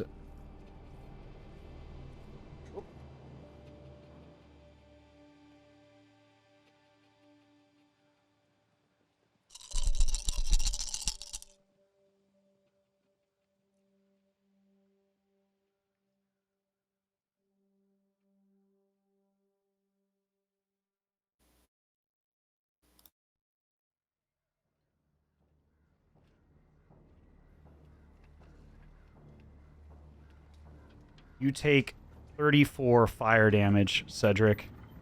Holy shit, dude. Tim, you take 17. God. The jet of fire sprays out. Need to roll saves for these three, which one of them saved. The other one, fuck no. Jesus Christ. This one is engulfed in fire. Damn it. Oh, okay. No, they're all engulfed in fire. They do not have enough to Yeah, I save was that. gonna Even say, if I they remember I hit the one for 18, so I was like, if these fuckers lived, I don't know how. right. You watch as this creature flails back and forth, trying to escape its captor. Two of the chains holding it down have been released. And this one here has been heavily damaged by it. Cedric, you're up. After taking on a huge bout of flame. Yeah, I don't know if I use my stone endurance to reduce the damage. Okay. To take I still take half. a shitload of damage. Is it half, or how much do you reduce it by? 1d12 plus 3. Okay. So I reduced it by 11. 11? Okay. It's better than, what was it, 31? No. Yeah, 31. 34. 34, thank you. 34. 34. It'd have been, well, technically 19, but I said 17, so yeah. Okay. 19 for you, Tim. Sorry. 7, it would be, I think I said 17 to you, didn't I? You did, so is it 19? Yeah, it should have been 19 because it's half of 34. Apologies. I can't math today. I think you're good with 17. I mean, yeah, if you want to, I said 17, so go ahead and you can mark it. That's half of 34. Is it 30? Yeah, that is, I'm sorry. How am I saying 19? Yeah, I just double It's checked. My that. God, I cannot brain today. I was right the first time. I gotta stop. It's getting late up there. That's fine. Right. Yeah. Got it. So The creative half of my brain is conflicting, and the math half is like, oh, I get to do something today. Thanks. these, list up. What's the properties on them to move them and stuff like that? It takes one action to load it, and it takes another action to fire it. And then upon a hit, it does a set amount of, well, it does a certain amount of damage. Okay. You notice that the one just below you is already loaded, but it is aimed downwards towards the battle below. It is quite a hefty piece of equipment, and it usually requires 2 people to move it about, but if you pass a strength check, I would allow it to be moved where you would like it to go. The Chimera thing, it's on the same level as us right now, right? It is about 10 or 15 feet below you. Oh, it's below. It is Okay. below you. It fired that cone of fire up at you. Okay. I can't get to it then. You could turn this perceivably. The central pivot is just below the firing pin. Like the turning pivot is a little ways past center. So you could perceivably turn it down towards the wall. These things are made to rotate 100 or 360 degrees.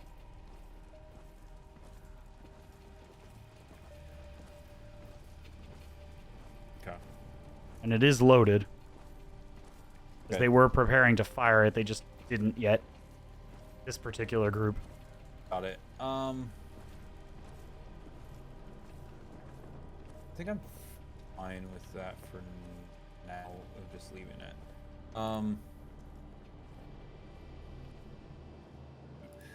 I'm gonna go ahead and try to cast Guiding Bolt on the Chimera, as I think that's a main threat right now. Okay. Go ahead and give me an attack roll here. I'll do that. It'll be fine. Okay. 20 definitely hits. You make a solid hit into the main body of the creature. Go ahead and roll for damage. Jesus. Yes. Okay. Okay. Then I'm going to cast a spiritual weapon on it as well. Okay. I think you have your spiritual weapon. You should be able to drag it onto the board. Oh, yeah. I forgot I have that now. That way you can move it about as you want. All right. It's just going to be pretty much right up against it. Right. Go And ahead and... it does get advantage on the attack. Oh, that's right, because you hit it with a guiding bolt. Yep. See it. Yeah, 100% 24 hits. Okay. Another 8 damage. Trying to get a crit going. 2 solid strikes against this creature. As it Okay. roars out. The dragon head specifically looking now at you both atop the parapet. It was Oh, only thank 6 you. damage. Oh, 6 damage. Crit. Oh, okay. the I'm sorry. I heavy thought that damage. was the damage. That's fine. No, I forgot to toggle it to roll advantage. Got it. Okay, cool. It has been noted. As that's happening, I'm going to go ahead and just pack Okay. some away from it. And we're good. All right. The 2 chaplains now are going to... What are they going to do? This one is going to cast Inflict Wounds on the one in front of you, Giorgio. Or, well, no, it can't move without taking a bunch of damage from those 2. So, yeah, it's going to attack. It's going to reach out its hand and cast Inflict Wounds. Yes, that would hit. It's damage on that.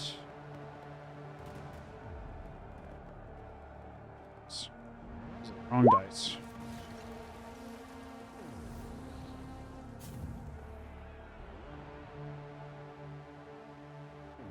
Landlord's still here being...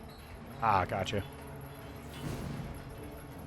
Spudley, we rolled your second attack, and you killed another Garmir.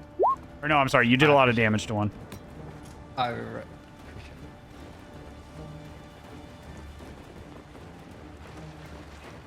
Yeah, reducing this Garmir across from you to a pile of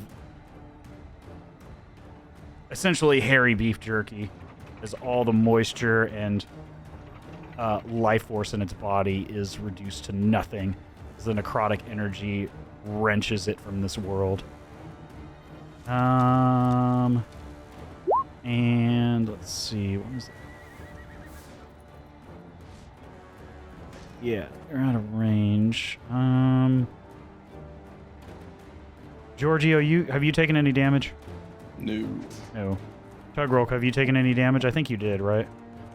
No. Not from when I was here, but You did earlier, right? You took 1 strike. I did. Yeah. Did You I? did. Yeah, you did. Yeah, one of them hit a 21. Yeah, you should have Oh, taken okay. 7 slashing damage earlier. Oh shit. Yeah, I think I might have had to leave just before I heard what the actual damage was, because I definitely don't remember. That was a 7 while damage. ago. Oh, It was like shit. right at the start of the Dang. fight. Might have just been not paying attention. Let's go. Right, make sure you keep track of your damage. Let's see, hold on.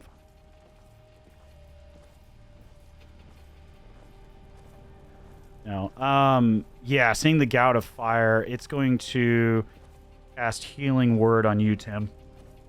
Since you're the closest, that looks like you took quite a bit of damage there.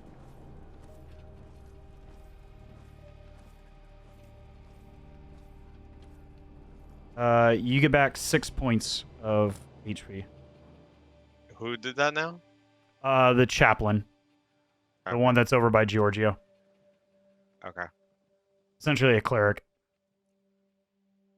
You feel this warm light begin to radiate up in your core as some of the damage from the blast of fire is reduced.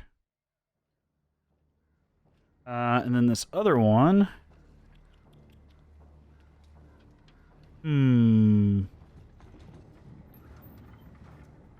Yeah, they're gonna cast Inflict Wounds on this guy. Oof. Yeah, absolutely hitting.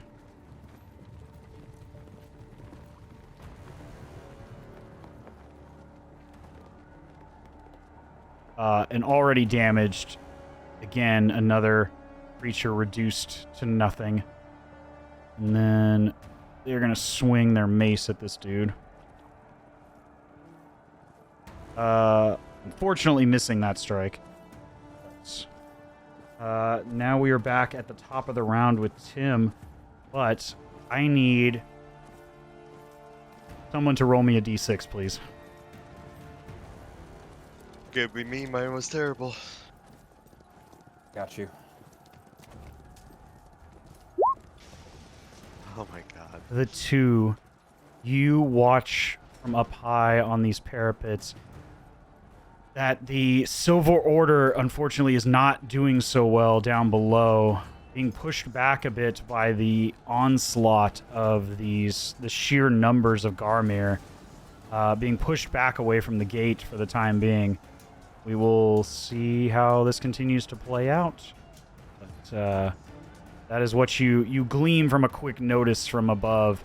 But you also notice on the north side of the wall, this would be the north side here as well, not only from the plan, but or from the layout, but let me pull up the ground level here. You would notice that you see a number, from where you all are, you see a number of Hooded Lantern Rangers beginning to form up on the back side, preparing to take to the rooftops and begin their assault from the rear as they prep as well. Not the worst roll you could have had, but definitely not the best. As you notice, oops, I'm sorry, I didn't even pull up the right one. I'm sorry. Or did I? Yeah, I pulled up the right one. You notice that the forces of the Silver Order on the south side of the wall are being routed a bit, and a number of casualties have been accounted for. But with that, I think that might be a good stopping point. We'll just start at the top of the round next time. Is that okay with you guys?